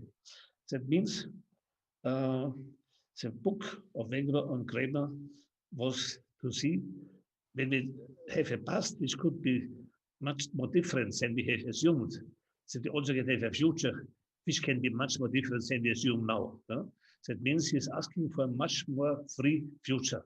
And I think this is an obligation for an art institution to work that artists have a more free future, be it politically, be it economically, be it aesthetically, and that we guarantee this free future for artists wherever in the world. Therefore, for example, that came did already 7 years ago, we did a big show called Global Activism. And I give you a strange example, because this is what I also ask for the museum. In this global world, we have so many questions not asked. We have so many unanswered questions. I give you an example. There was in London, on the Parliament Square, there was Mr. Hawke, who was protesting against the Prime Minister of England Blair. Maybe you remember. Blair was moving into the Iraq War together with the United States of America.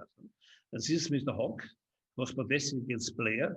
He wrote, for example, an anagram called Blair is a liar. An anagram means you shuffle the letters and generally liar. And then day by day, he moved, he protested with his pictures about the atrocity of the World Center. So at the end, we had about hundreds of meters protesting to Parliament Square. And the police could not move on the way because there was a law. Said they are not allowed. Then the Parliament made a law to move away Mr. Hawke. So 70 policemen came to destroy the artwork and the guy. And there was one person against 7 police. And he had to move to Germany because he had cancer and he died in Germany. But now comes the point. An artist reconstructed his work with a Turner Prize, for the competition Turner Prize. And this is not funny. He could reconstruct the work by photographs and documentation, and he got the Turner Prize. This is strange. The man who made the original work in reality had to go to prison, had to escape. And the person who did the same work, declared as art in the symbolic order, got a prize. This is something not correct. This is precisely on our society one of the many basic axioms. Another axiom is, why do soccer players, which we do not need, we don't need these games, why are they millionaires? But the people who work in hospital for sick people, and we need them, earn nearly nothing. So what we have in front of us, we have an ocean of not asked questions and not solved questions. Therefore, I think we have to fight together with artists and institutions to have more free future, to more have in future have more freedom to work politically, to work scientifically, to work socially. And since we have to organize, and this can mean, in fact, that they move away from a government organization to a non-government organization, because non-government, an NGO means this, an NGO is an organization who does a job. It should have been done by the state, but it's not done by the state. But this is one of the central arguments of the book by Bengon Krever. The idea of the state, this is really the main argument, is wrong. It's a wrong history. The future is not bound to the state. And this is precisely what happens in art all the time, that we think we have to depend on the state. I fight in my museum with our team not to be dependent from the state, even when the money comes. And even more, not to be dependent from the media, from the magazines. I try to make our own public. I don't want to have as is publics guaranteed to us by television, by press. No, so we have to fight for more independence, for more freedom in the future. Thank you. Thank you for that statement. I was. May I add to that a little bit? Yeah, please. Jump in. So I think one of the points that the professor made is really important, which is that, a lot of institutions will react to artists and they are led by the artists. So whatever the artists sort of come and will articulate, that can go somewhere. One of the things that I've consistently noticed over the last several, actually for the longest time actually, is in the global north, and I'm generalizing very, very broadly now, but it's in order to make a point. What I have found is that there is an empathy deficit. There is a solidarity deficit amongst artists in the global north for the artists everywhere else. And I find that really problematic. It has been so difficult. Anytime we have tried to do campaigns in solidarity with artists in whatever parts of the world that are struggling or are at risk or are being persecuted or targeted for whatever reason by whomever, it has been like pulling teeth trying to get artists in the global north to want to lend their voice or to even listen to it. And I find that interesting and quite curious. And so I see that there's a lot of, you're asking what can be done. I think that's one of the areas where a lot of work can be done, because artists in the global north have access to power and institutions in a way that can be leveraged in a much more productive way that isn't being done yet. So I think that's an area where we do need to somehow do more lobbying or wake up, whatever that lack of empathy is for our comrades basically around the world. They'll take up causes. They'll take up girls' education or poverty or like, you know, artists will associate themselves to that, but it's very rare that they will take a stand for fellow artists in other countries. Do you think that's fair, or do I sound unfair? Does it make sense? To me, it does, but I would love to hear others. I mean, Q, for example, what's the solidarity for you and the movement that you've had to, you know, it's incredibly impressive what you've done. You know, how much support and solidarity have you gotten from your comrades and colleagues around the world? No, I mean, I personally will not take anything away from the struggle, that this is a mass struggle that we're seeing, and really at the helm are people who are not like us. I mean, I am from the privileged elite. I can claim to be an artist. I can actually talk on this panel. I mean, I can talk in English. I can make a point. I'm 1% of India, and this is what I can all do is rep the movements that are happening right now. But I agree with you. What you're saying is the apathy of a global apathy. But the only issue here is that why would the West right now do it? Like, why does anyone have to do anything? We are in a global meltdown situation where everyone is kind of fending for themselves post-pandemic, and nothing makes sense anymore. So the world itself, reality itself, has become like a video game, which is something that everyone is struggling with, because on one hand you have reality itself, one hand you have the whole idea of social media reality. And this is where, you know, just to come to Julian's original question about the ideas and implications, and what are the challenges right now, I could possibly, you know, make you you know, share this with you, and let's see if there's any merit to discussing it this way, that there are issues that face us, which are censorship issues. When you are an artist and then you are trying to say something and you're not being able to say it, then there's the concept of the digital identity itself, where censorship also means, in a place like India, a whole state like Kashmir being shut, internet being shut down there, so that people cannot actually talk to each other or swap any kind of information. What was being swapped in this case, very important, were memes, were visual jokes about the regime, or with political innuendos. Those were traveling the most, and this takes us to the next point, which is the concept of the digital identity of the artist who's uploading these things on the internet and therefore becoming vulnerable. And the third is how to spot the artist, because again, in a place like India, we can talk about me or somebody else who are artists who have Wikipedia pages, but we are talking about memers from a tier 3 town in India who have a stunningly original piece, a piece of thought which has been put down in a form which we possibly don't recognize as an art form right now, but is a developing form of telling stories. So I think these are the 3 points if we can look at, and then various degrees of difficulty is what they will, in a regime which is completely anti-art and anti-everything. They will have certain challenges. In a place like India, which is growing tendency to block everything independent, and voices that have non-majoritarian views will be blocked. So I'm very, very interested in understanding how we can all come together instead of looking at each other, like even within India. Like I would like to know how these memers can come to AR.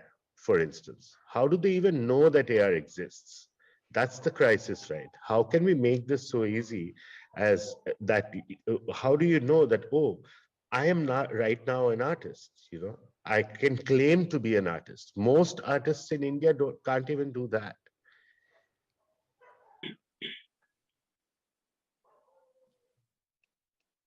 I would love you to briefly elaborate, Q, on your experience in building AI Goa and what you felt in that process was missing, where there could have been other kinds of support. Well, the paperwork support is anyway something that sitting here, it's unbelievable what AI is actually being able to do. So that apart, I mean, we're very, very happy to start off our AR Goa chapter with an Afghan filmmaker. He has made a few films, and one of them being Neighbors, which is a really stunning piece.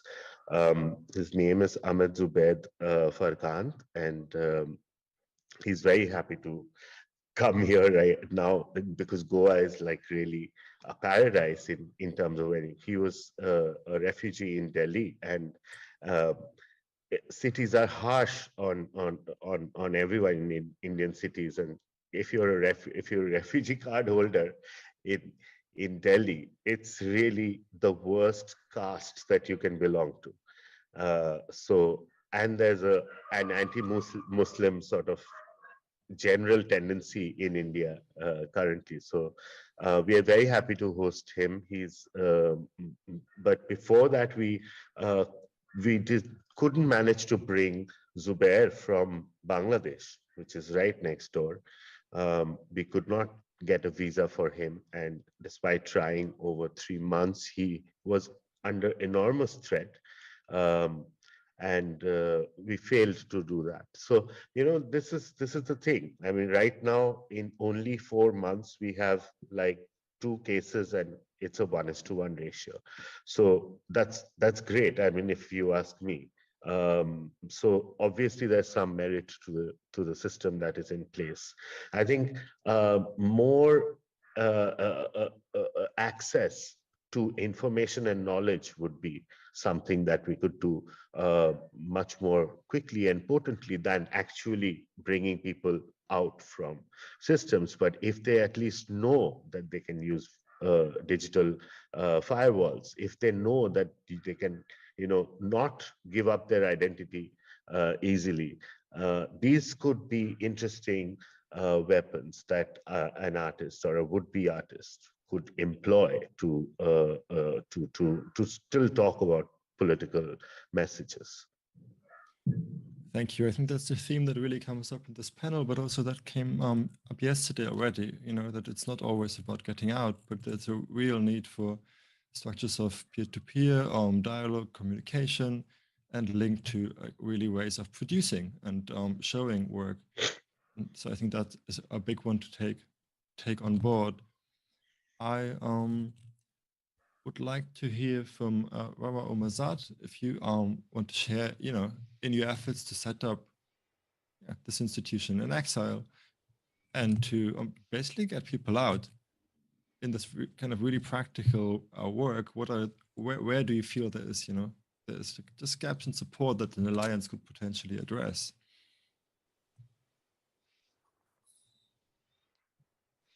I think so. First of all, I should say that I'm not really experienced of how to work here to do this, but likely I have a very, very good team of supporters with me, the German and the Afghans, and they are good advisor also. The most important things that we have this goal and we have the colleague, we have the supporter, and I think the German government also will be interested to help us in this regard. And we are always hopeful, and I think it's possible.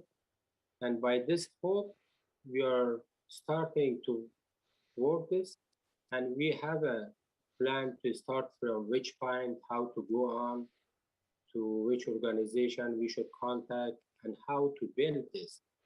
These are all the discussions that we have some ideas and plan for that. Thank you for sharing that. And also, I would like to talk a bit about what you mentioned, that there is art and institution at risk, and there is artists at risk, and there is art work at risk, and there is art at risk, and these are the four interrelated issues. Like at the moment, there is around 5,000 students that they were educated in art institutions in Afghanistan. So if they can't continue their education, what will be happen about their future and the future of art in Afghanistan? As far as I know now, the Taliban wants to close the Faculty of Fine Arts. There is discussion at Kabul University regarding this. And very clearly, they said the Department of Music and Sculpture cannot be active anymore. And they are thinking to close the Faculty of Fine Arts. And also there is the music department and Ministry of Culture and Information, they closed that. And also there is another institute for music. So if this art institution in Afghanistan be closed, yeah, then what will happen about the future of this young generation, and what will happen about the future of art in Afghanistan? So having CCAA here in Germany and Institute of Music in Portugal and some in France, some is there, this is one of the best way to support from one way the institutions to be active and continue their activities and get new knowledge and information and be more stronger for going back to Afghanistan after the Taliban. And also there's a very good way to bring this young talented students to still continue their artistic education. So I hope that the German government and the other countries also pay attention for these points to struggle against this happening in Afghanistan, against this problem in Afghanistan. So I think the museum, the galleries, the art institutions, they can play a very important role for bringing out the young artists to study here, to learn. As yesterday also they mentioned it, I think it's very important to have a network between art institutions. To have this network, for example, some of the universities, they have some limit possibilities, but maybe they can accept the students for one semester and they can continue the rest of their education in some other countries. As the same yesterday, one of the artists, he mentioned it, the same about the art residency. So this is very good idea to think about this networking between art and institution, especially in this moment. We need for that. At the same time, the artworks are at risk in Afghanistan. For example, the National Gallery. I get this information that last week, the Taliban wants to destroy some painting from National Gallery. So how we can take out this, it's related to the government, it's a very difficult question to ask, but in a way, we can think about it. It's the same about the National Museum. It's the same about the Afghan Film Archive, and it's the same about National Archive. This is also a very serious discussion that I don't know who can take care of that, who can get the responsibility for this one. Thank you. You raised so many issues that an alliance could pick up, I think. And yeah, I'm just also really touched by this notion of having an institute in exile that, yeah, I can just thank you for sharing it, really. I would, at this point in the conversation, I would like to play a video statement by Claire Farrell, co-founder of the Extinction Rebellion, because I think it brings some important points to this conversation, especially in relationship to the crisis of solidarity that Dia mentioned. And with that, I would like the video statement to be played if possible.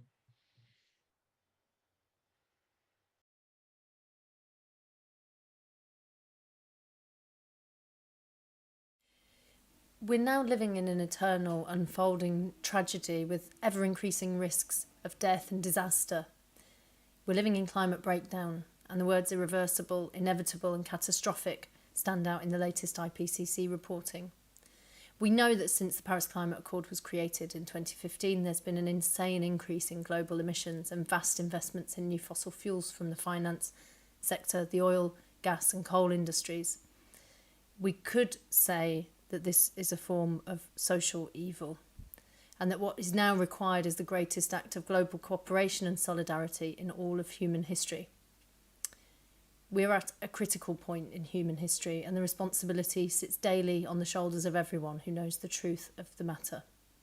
And it's not too late to act, but we must act in deep relation with reality, as if the truth about our planet is real. If your life and that of those that you love depends on your actions today, what would you do? In Extinction Rebellion, we ask ourselves this question because they do. How can we stop the harm and begin to repair? It may sound surprising to some, but the mass participation, open rebellion we've created together as XR is made of love. It's created with deep care and compassion. And when we do disruptive, non-violent work, we aim to open the hearts of the world, to awaken our society to the trajectory we are on, to bring people together in positive resistance, and to collectively engage with the grief of these times. Because without love, you cannot grieve. Grief is transformative, and a connection to death helps us to truly cherish life as sacred. Our last well-known demand is citizens' participation in society through democracy. Through deliberative and inclusive processes, we propose a dialogic solution. We asked what would an approach to our future look like that held a liberatory spirit at its heart. And there is a globalised worldwide project to attempt precisely this. It's called the Global Assembly, and it uses sortition, a lottery-style selection process with stratified final selection to find citizens from all over the world, and then invites these people to meet, to become informed by experience, knowledge and wisdom, and to discuss the most urgent issue of our time, which is to act as swiftly as possible against the catastrophic breakdown of our biosphere. For nations to come together and truly address their own issues and those of their citizens requires a radical opening up of the conversation about what it means to be a human being, what it means to be alive, why we're here, and what we want to think and feel on our deathbeds. We need to become enchanted with one another and for all of life on Earth. But how can we love one another if we never meet? This is also a way of connecting people in their own power, because we know that a terrified and traumatised public who feel no sense of agency can be easily encouraged to vote for fascists. So finding ways of powering each other up has become an urgent task.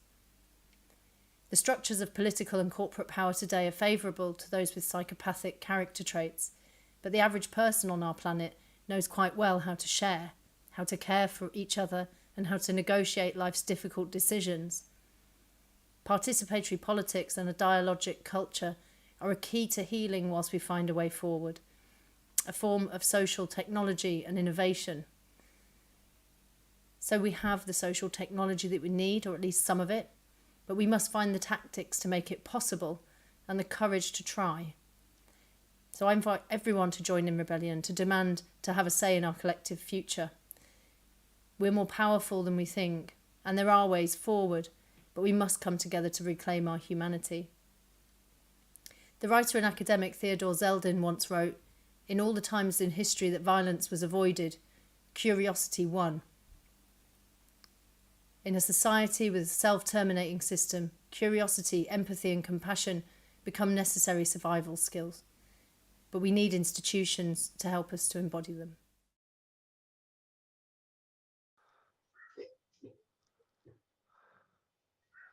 So I think, Claire's statement is just really powerful and touching. And I think both opens up our conversation even further and also touches upon many of the things that we have already discussed.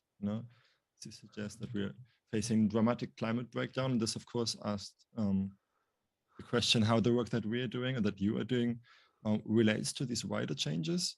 And also, then obviously entire populations will be at risk. And what does it mean to care for artists when a population is at risk? And I think the second point that she raises really powerfully that we have also talked about is this question, she says we need curiosity, empathy, and compassion really as skills of survival in a self-terminating system like the one we live in at the moment. And she goes on to say we also need institutions to embody these values. And I think if we could think about both these points, like the broader implications of climate breakdown as the background for all the work that you're doing, and the question how these values can actually be embodied in institutions, which is not an obvious thing.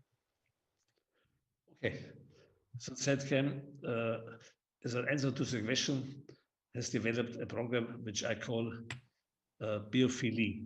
So instead of philosophy, friends of wisdom, I call it friends of life, biophilia. Yeah? So it means we have just now an exhibition called Critical Zones. Critical zones is a new science growing out from Earth system theory. Yeah? It's showing us that we're living not on the planet, we're living from and in a very thin biofilm, about 30 kilometers, 50 kilometers high, 50 kilometers low. And this is a very thin biofilm from which we're living. And this zone is in a critical condition. Yeah? So we have a big show with artists and scientists with a big book at MIT Press to show the people our planet in danger. And another program is we have a future, we have a show called The Beauty of Our Life, because it's very moment when people discuss apocalyptic visions that human life on the earth could be finished. There's an interest how that life origin, what is the origin of life. And then it's a moment they have also a show called Biomedia, because I say the media 21st century will show life-like behavior. So this is my answer to the climate crisis. And then, as I said before, Sietman has two contracts, one with state artists to conserve and store their work and to show it from time to time. And this is another point. The museums do it very well for painting, but there's neither no museum in the world that does it for audiovisual media.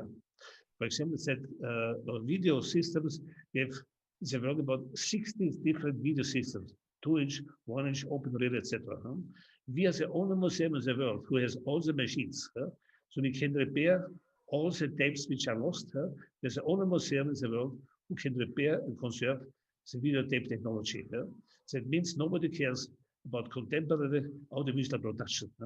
And the next point is our content is precisely, we have a content with old dead artists, but there's also a content with living artists. Therefore, we have this system of the whole laboratory for antique of old technological systems. We have a youth department to help artists, young artists, to save and store and conserve the audiovisual work. My answer in short to your questions.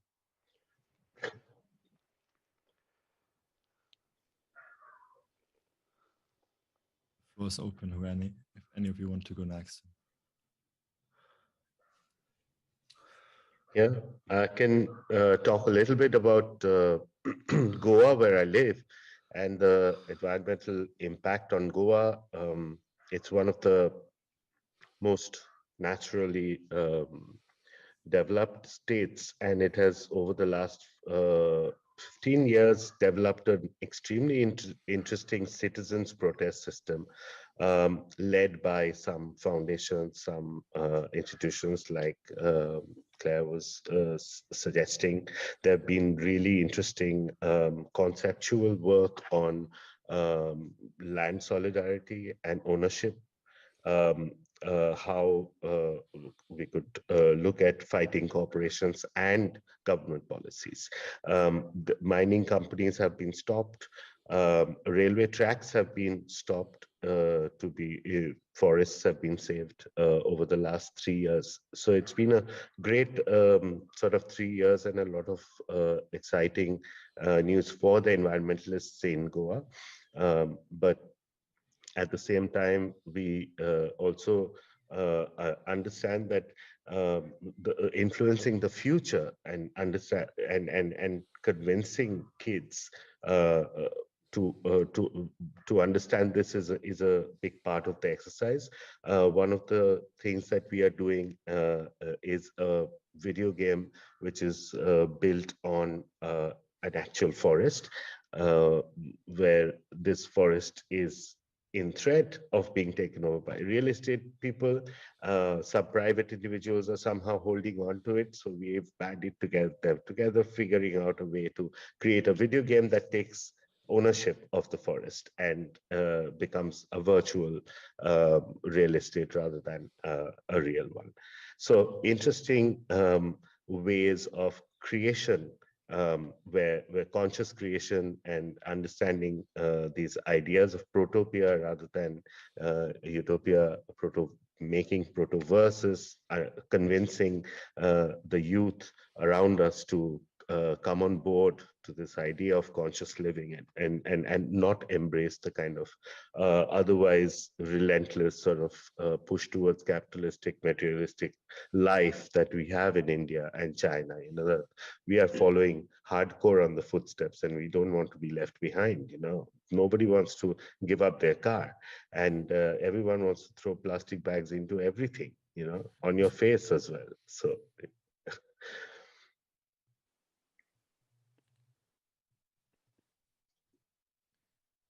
Dia or Mazad, would you like to speak? I would like to, as at the beginning I said, I would like to use this opportunity to talk about the present situation of Afghan artists and the related issues. I would like to mention also one more point regarding the institution at risk. So the Women Art Center of CCA was one of the great and the biggest achievement of international source in Afghanistan, international support in Afghanistan. And this Women Art Center has a lot of achievement in the national and international levels. So these women had the first contemporary art exhibition in Afghanistan as a group exhibition. Around 33 women artists has been participated in this exhibition, and it was a unique exhibition. It was for the first time in Afghan history that we had such an exhibition. Around like the best selected paintings of these exhibitions comes to Germany by the hosting or invitation of an organization, Patchwork Lag. If my pronunciation is okay. He invited us here in Germany. We did the opening of this exhibition, and this exhibition went to Bonn and also to Italy. At the end, the director of this organization, Rainer Militsky, he sold some of the paintings in some of the organization we don't know, and the rest of the paintings disappeared. And it was a big risk for a women art center. I see it as a violence against women, violence against a women art center, and also it was a very big problem for developing contemporary arts in Afghanistan. It was the beginning of this new movement. With this, like lasting the art force here in Germany, then the credibility of the center and also the support of international sources from this Women Art Center gets questioned. And that's why I want to use this opportunity to ask the German government if they can help us to receive this artwork back. We had authority and the court of the German government, they also made the decision. They given a formal letter that this artwork should keep giving back to Afghan women, and also the person should be in prison. But it didn't change anything. Up to date, we didn't get back the artworks, and these 2%, they escaped from Germany and they went to some other countries, and this is so this is another discussion of art and institution at risk, not by Taliban, by an art organization.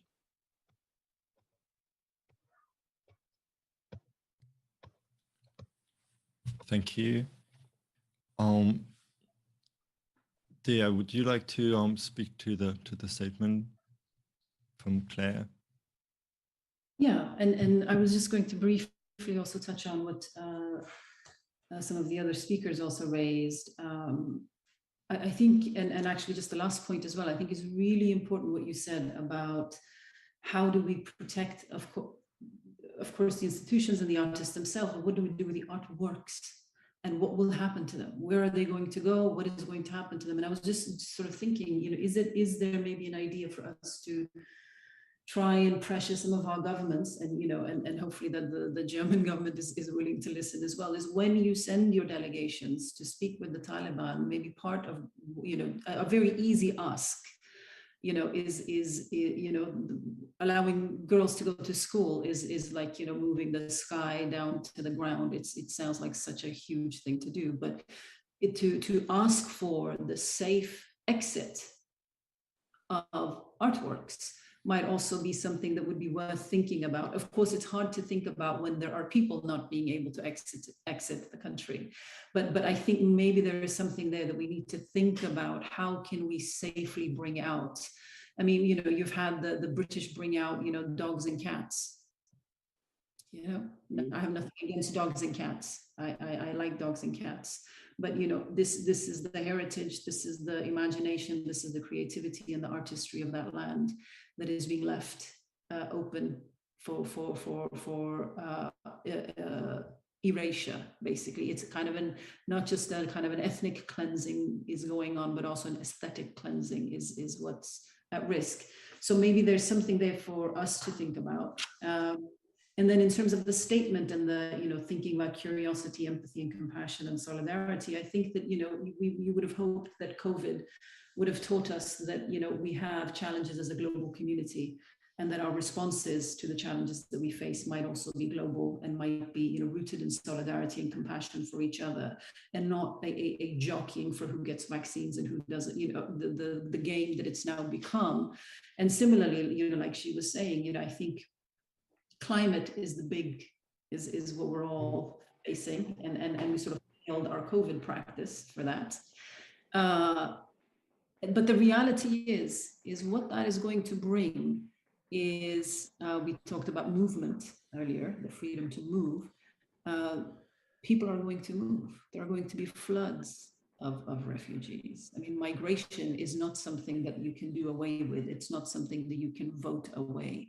It is coming, and it will continue coming. And in fact, it's going to increase. So how we learn to deal with that, how we learn to address that, and how we learn to relate to it in a way that is less destructive. And like Hugh was saying earlier, you know, to have a refugee card in India is makes you the worst possible cost. You know, there's something really important there, that as an artistic community and just a community of people who care about, you know, where our societies are going, something that we need to figure out is how are we going to deal with and manage our differences? How are we going to be there and learn to be there in each other's time of need, just as human beings, and then of course also as artists and communities of artists. So I think that, you know, we're failing on a lot of fronts.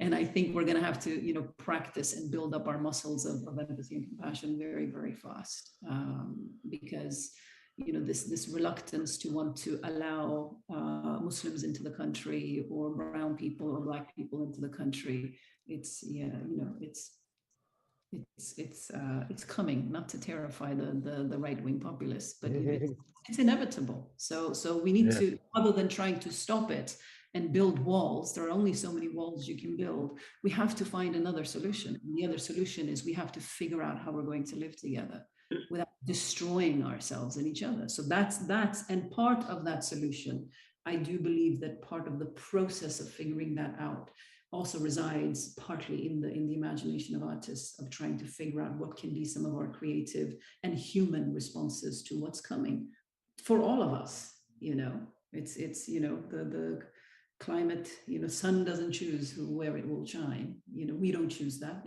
it chooses that. So we can only respond. So we have to respond in a better way, in a more humane way. We have no other option, really. So we have to figure this out. There's no way out. Thank you. You raised so many points. I mean, one was just, I think that, supporting art institution, rescuing artwork, and artists at risk, these are just closely related. And for an alliance, obviously, it's interesting to think of that as, as a kind of a brief, really. I am going to try to fold in a couple of questions from the chat and ask you for closing statements at the same time. So there is a question, what a department would look like. The question is actually, what would a department for artists at risk look like at an institution like the ZKM? And I think it's quite a nice question to slightly broaden and pose to all of you because there's a lot of talk about in these couple of days that there needs to be some way to organize response quickly, when there's risk. And I think in relationship to Claire's statement and what you just said, we can talk about crisis, but actually we're talking about a normality. And so if we are not able to respond in a non-crisis fashion, but like in a way that reshapes, partly shapes normality, then we will just never be able to really make a difference beside like punctual, no? Okay. So I think the question then is, what would such a rapid response place look like? Who has to be hired? What resources does it need? And maybe this can also be a kind of like a closing statement to the working session, actually. What are we giving them to work with, take away from the session? Something that is close to your heart that you think they should definitely consider taking going forward when they meet on the next days?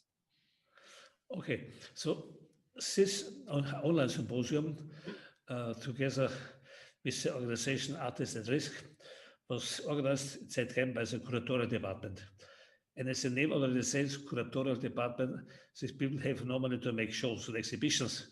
So it was an extra achievement, that they could organize this.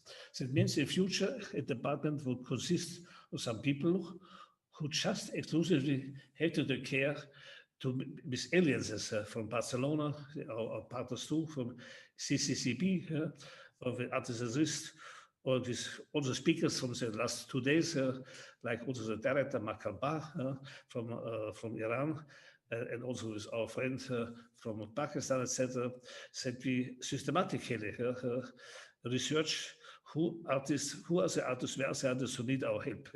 And then we have to deal with government, we have to deal with people who accept them, we have to find welcome committees, etc. This is an enormous labor. So I see a new field of activity that an art institution should not only make exhibitions, the art institution must, and when you make an exhibition, it's called curatorial. That means you take care, you curate, you help an artist to show his artwork. But at the moment, when we have this risk that the artist cannot show his artwork, he cannot even produce it because he's endangered, he's a priest, whatever. So you have to shift attention, not to help the artist to show his work, not to help the artist to produce his work, to help the artist himself to survive. So when we call it the sixes, the expansion of art, that artistic activity expanded in many, many different fields. Now we can see in the 21st century, we can see the expansion of the museum, that the museum expands also in new activities. And we are living in a very critical situation concerning art on a global level. Said, therefore, we have to expand the activities of the museum to help artists to survive. Not up to now, as I said before, we had contracts to help artists that their work survives. When artist is dead, his work is in the museum and we show it. So we take care, we curate him. But now we have to take care and curate the artist himself so that he can survive. And then the next step can produce an artwork. So therefore, we have to make clear by public discussions to the government that the museum is expanding. We need extra money with extra departments who can take care on a global level of artists who are endangered to die. Thank you for that. I don't want to make an obligation, but if you want to share a message to the working group, that would be really appreciated.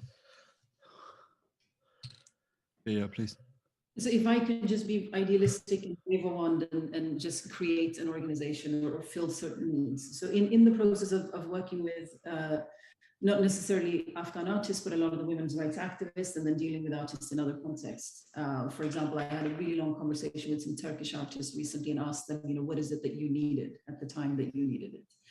So one of the kind of the concrete things on the ground is when something happens. So when an artist is targeted for whatever reason by the military, by the state, by the militias, by whoever, is instant access for an organization, for the artist to be able to contact organization, whatever, artist at risk or something, and immediately, depending on the level of risk, they can be put into safe houses and moved around, through either, we have found a lot of kind of underground feminist networks have actually helped us a lot. Then there's also human rights groups that are local and regional that can be, fortified and solidified a bit more, so that there is a on the ground path for people to move around and get out of immediate risk. So that would be number one. So strengthening that. Then the ability to get people out who feel like they can no longer stay in their country. So having regional networks and regional spaces where people can stay for longer term would be very helpful. And the visa processes and all of that is such a nightmare, but we need to get better at that because that's inevitable. And then the ability to, once they are wherever they are, if it's temporarily for a few years or for the next 20 years or for 2 months, is to be able to continue doing their work. So to have then local institutions, whether it's museums or theaters or music studios or whatever, so build networks with the local institutions to house the artists, do residencies, for example, so that their creative and artistic life can continue to flourish and grow. And then there is, of course, some of the artists that cannot leave or will not leave. And what some of them have said to me, this is regardless of what part of the world that they've been in, they have all at some point or another said to me and others that we cannot get out, but we need our work to get out. So help us keep our work alive. So keep our ideas, keep our stories, our work alive outside. So that's the other thing that we can do is we can create, and Q alluded to this about the chain, that we need ways to get things out and for the work to have a life. So those are just those. Of course, there's 100 other things in between, but those are just generally. If I could, just go, this is needed, would be really, really helpful. I mean, right now, for example, there's a person who's was an activist who's in Pakistan, and he's been tortured. He's probably not going to be let out. His entire family is being shunned and rejected by the community. They're struggling with money. So what do? He's got small children that now won't be able to continue school and won't be able to survive. So what do we do? What kind of ecosystems of care and support, both practical and financial, can we put in place that are both emergency based and then also can sustain people longer term? And artists are no different than other people. Most artists do not want to live on the what do you call it, the generosity of others. People want to stand on their own feet and go and move and do it. So as long as they can be put into safety, then that will happen. So those are just some thoughts about some of the practical aspects that would be very helpful. Thank you very much. I think that's a pretty comprehensive design brief for the working group. Thanks for making the start there. Q, Mazad, would you like? Yeah. And mental health support as well, which is something that does not exist for artists. That actually came up yesterday also. It just made me think also what came up yesterday a lot was that it is really not about a package. It is really about, treating people as peers, and therefore also seeing a very specific situation and not assuming any needs, but really in conversation establishing what a person wants to support their work and their condition. Yeah. Q, we are about to close. Would anyone like to add? Yes. I'll just quickly, tell you about something happy that we could look at, something hopeful, because things are indeed dark, and we know how shitty it is to live right now. But art is also about hope, and we are supposed to instill hope, and we are supposed to imagine things that are fantastic.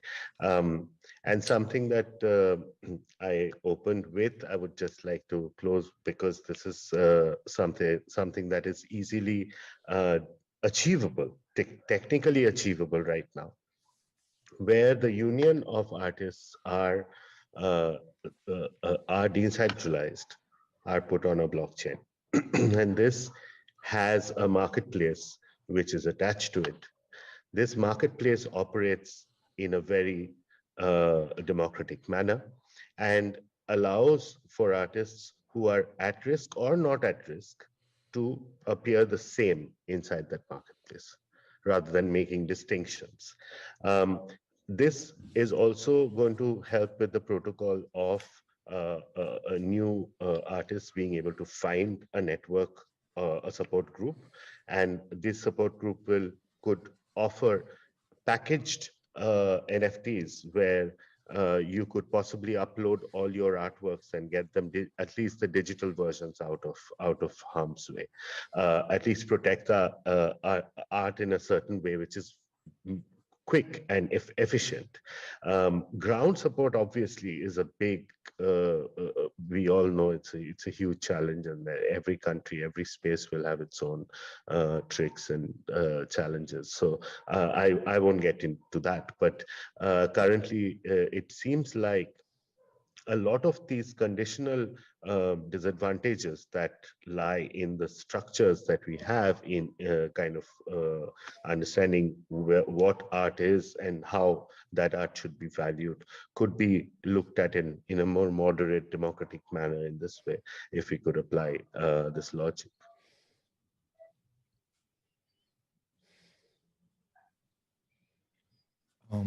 Barbara Mazad, would you like to add anything at this point before we close the panel? Yeah, regarding the present condition in Afghanistan, it's not easy to answer this question, because in a condition that the artists, they are not allowed to create artworks. The artists, they don't have space to hide their artworks. That the artists, they are living in hidden space, and they are 3 months, they are treated by economical problem.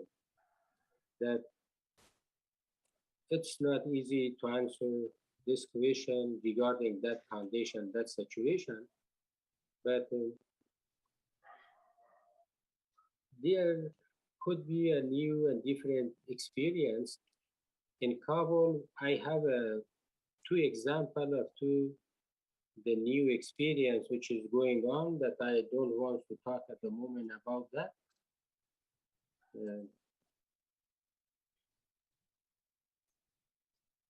I don't want to say anything else at the moment. Then I would like to thank you all. I think this, I really enjoyed the conversation, and I think it brought up some really relevant points for the working group to take forward. So thank you for joining us tonight and for all your thoughts and your work. Thank you, dear Khan, Q, or Mazad and Peter Weibel for joining us. It was a pleasure. Thank you. And for me, it remains to close this panel. And we will next hear closing words by the organizers and directors of Artists at Risk, Marita Mukkunen and Ivo Studolski. And with that, I hand over to them. Thank you. Thank you. Thank you.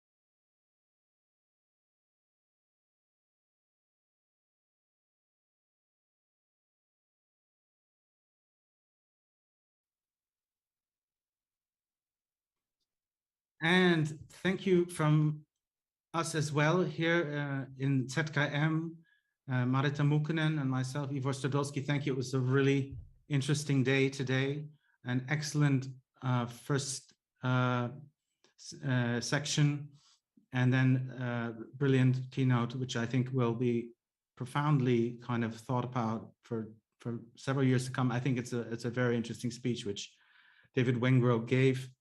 And all of the panelists. It's been a long day, but we're not yet done. There's one more very interesting artistic intervention that will follow our closing words. We wish to, of course, say thank you to all of the participants and the team members and the partners, but don't turn off now. We have Satch Hoyt, his piece, Ablation Unmuted, which we'll introduce before we say goodbye at the very end of our closing words. So hang on there, we're getting it. So first of all, I just, again, really would like to thank the ZKM, Peter Weibel in particular, who through his kind of clairvoyance saw that this was a project that needed to be kind of built and grown and brought us into contact with the amazing team here at ZKM, and Philip Ziegler in particular, who has been so encouraging and so self-effacing at the same time. And we really thank and commend him. Philip Ziegler, thank you so much. And Teresa Retzer, who just worked day and night for weeks and weeks, making this possible. Of course, we would like to thank the communications team, in particular, the Daria Shipitsina, a young I think she's just beginning at ZKM the last 6 months, and the press and communications team, the video studio, which has done a brilliant job on the video and graphic outlay of this. Very well done. Thank you so much. And everyone else behind the scenes. I mean, there's been all kinds of people providing the food, arranging the schedules, doing the hotels. It's been brilliant. A very, very professional work. Marita, perhaps you can continue from there. Yes, it's from behalf of the Artists at Risk. I want to thank all of our Artists at Risk peers. I mean, it's all these kind of artists who are our Artists at Risk residents, Artists at Risk alumni. It's Artists at Risk hosting organizations who have shared it's like their care, their hospitality, and their stories with us, because that's the core of the work. And as it was mentioned, that I mean, this work is not possible unless everybody is engaged. And of course, we want to thank our Artists at Risk Secretariat staff, especially Ha Nakuen, who is in our Helsinki office and has been working these days with us, and also our other team members. And when it comes to our artists at risk kind of peers and networks and institutions, we are especially here with our ARN network. And we are really happy that also Ahmed Morad Kanfir actually got a visa and will join us physically here in Karlsruhe. It's from Art Veda Tunis today. And thanks to CCCP and also our network member in Marseille, it's from at least La Frise La Belle de Mai. So thank you everybody, it's in our network, and we hope that there are new people, new peers and new institutions joining Artists at Risk. And we'd like to thank the audience, and we basically will be doing what we did last time. We'll be publishing each one of these interventions and speeches in kind of a flow of post-production kind of smaller clips. So please feel free then to visit our YouTube, where we will have a playlist that will grow over the coming days and weeks.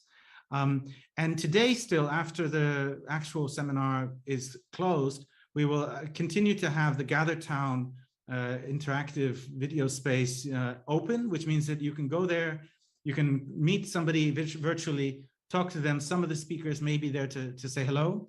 So please feel free. It's still going to be open for some time. There's going to be, of course, and it's been mentioned several times, I'll repeat it now, a follow-on event that will especially focus on the political issues that we have to address in Germany, to try to get the Minister of Culture in the Kanzleramt to also attend as a keynote speaker. There's a great possibility of that, would be wonderful, to make the process of receiving Afghan artists in particular much easier. It has to go fast. So just to now briefly get to our kind of summary of how we think this has gone. We're very pleased with the last panel's kind of summary. Thank you, Dia Khan, for that kind of, as Julian said, Julian McCarty, thank you for your moderation. But today you gave a great kind of series of practical kind of hurdles that we have to face and deal with. And this is our work for the last 10 years at Artists at Risk. We've been doing this for many, many years. But we're always learning, and it's coming together, and we're happy to see more and more people realizing the urgency of this kind of work. You want to say something to that, the practicalities? No. Okay, so we won't go through like a summary of the entire day, but we do have to kind of have some kind of idea of where we stand after these 2 intense days of work. And I think it's worth in some ways going back to the questions and the kind of structure of this whole symposium.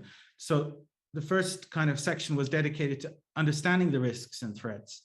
The second was dedicated to understanding the current institutions that are in place and what kind of existing networks we can rely on, which are not many.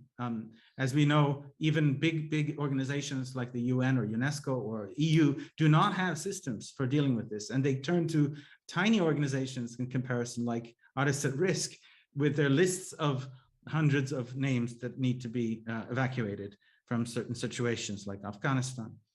So that's the second section. Those institutions are not ready. Third section is what we saw today. And we are trying to ask, what kind of alliances, programs, and concrete policies can institutions form together with activists and movements to counter forms of discrimination, persecution, and more widely anti-democratic, authoritarian, and eco-destructive forces in a concrete way? And this is where Peter Weibel's comments at the end were very relevant. The institution, the museum itself, has to evolve. This is a really important moment, where, you know, we've talked since the 80s about the museum's ruins, but what can the museum be in the 21st century, when we need to build networks, alliances of care for people on the move? And there's going to be not only hundreds of thousands or millions, there's going to be tens, hundreds of millions on the move with climate change. How can we build resilient networks to be able to prepare for that, especially so we don't fall into fascist or authoritarian reactionary responses to that situation, and strengthen those institutions which are in those places where these crises are most acute, And I think this is what we've just heard from India, where Q has described the great successes of some of the environmental movements. How can we support artists that are supporting those environmental movements? How can we build another network parallel, which we're working on as well at Artists at Risk, called Ecologists at Risk, that would help us in that circumstance. So we are looking at actually existing examples and realities, and not theoretical, representative, metaphoric artworks about the problems of the world. And I think this is where the museum is really, really growing and expanding and changing into a different kind of institution in the 21st century. Marita would like to also follow on with some words about the seminar as a whole. Yeah, I think it's a very clear message which came in the last panelist, that is kind of this global apathy. It's not possible. We need global activism. We need its global solidarity. As Claire Farrell, the founding member of Extinction Rebellion, said that we need love, we need empathy. I remember very clearly it's the words and discussion of late David Graeber, and it's his birthday today. His other kind of remarkable book, Bullshit Jobs, also talks about care and hospitality work and those concepts. And we were talking with David cooking in the kitchen, and then we were talking about that how much kind of work it is in Artists at Risk is very concrete work. It's just this battle of getting visas, filling in forms, getting bank accounts to people, finding apartments, finding the support networks, artistic networks, and so on. And David said very clearly that, okay, well, it sounds like that Artists at Risk is not a bullshit job, and you should be proud of it. And basically, I think that's something which is really the challenge, that is care and hospitality work should be the core. But unfortunately, in contemporary society, often it's undervalued, underpaid work. And therefore, we need also museums and art institutions and other institutions to bring it to core, and not only to discursive practice, because hospitality and care is something we have to practice in this global crisis we are facing right now. And the institution has opened themselves to also to really take care of their peers, to artists, fellow curators and other activists who need this kind of safe places. Also, Rack from Hyperallergic mentioned earlier, but that it hasn't been easy. They have tried to also do that into US. So it's a really, really serious issue. So I think that's something also, it's just, we have to really concentrate our energies on.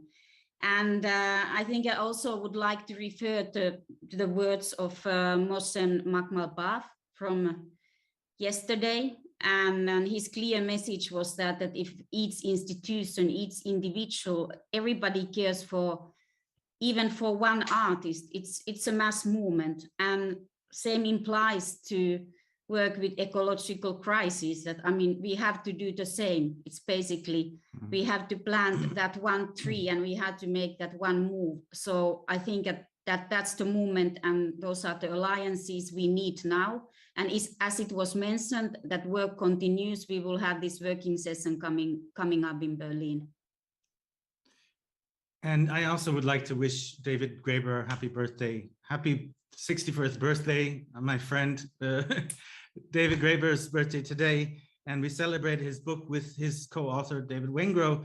And I think this is where we should also make sure that we don't fall into this trap of saying, okay, NGO work, you know, that's the boring stuff behind the scene, okay, and it won't be paid that well, and it's not even exciting. It's not the art world, you know, where it's bling and interesting and fancy artists. No, we have to have the imagination to be able to, like David and David say, to reimagine the world. And that is an exciting thing. And I think this is where the art world can do what, you know, that's its task, is to reimagine. And this is something I think we can do with the museums and the institutions in our time. So just to finally come to the last piece, Sach Hoyt, friend of Marita's and mine, a great artist. We've been together in certain, we've worked together in Berlin. We've gotten to know each other. His work is one of a decolonial practice. He's a British Jamaican artist based in Berlin. And his work is in some ways can lead us to think of these kind of healing the crimes that we've committed against this planet, if you like. I'll read his text before the piece begins. This decolonial practice project activates a sonic restitution, which attempts to unsettle colonial attitudes, including hegemonic custodian tropes, while reclaiming the Blackness past, present, and future. The process entails gaining access to African musical instrument collections that have been sequestered in ethnographic museum storage facilities since the advent of colonial invasions. I then release these instruments from their state of dormancy and activate them by playing and simultaneously recording them on site. So thank you and goodbye from Marita and myself. Bye-bye. Bye-bye. Thank you. Thank you.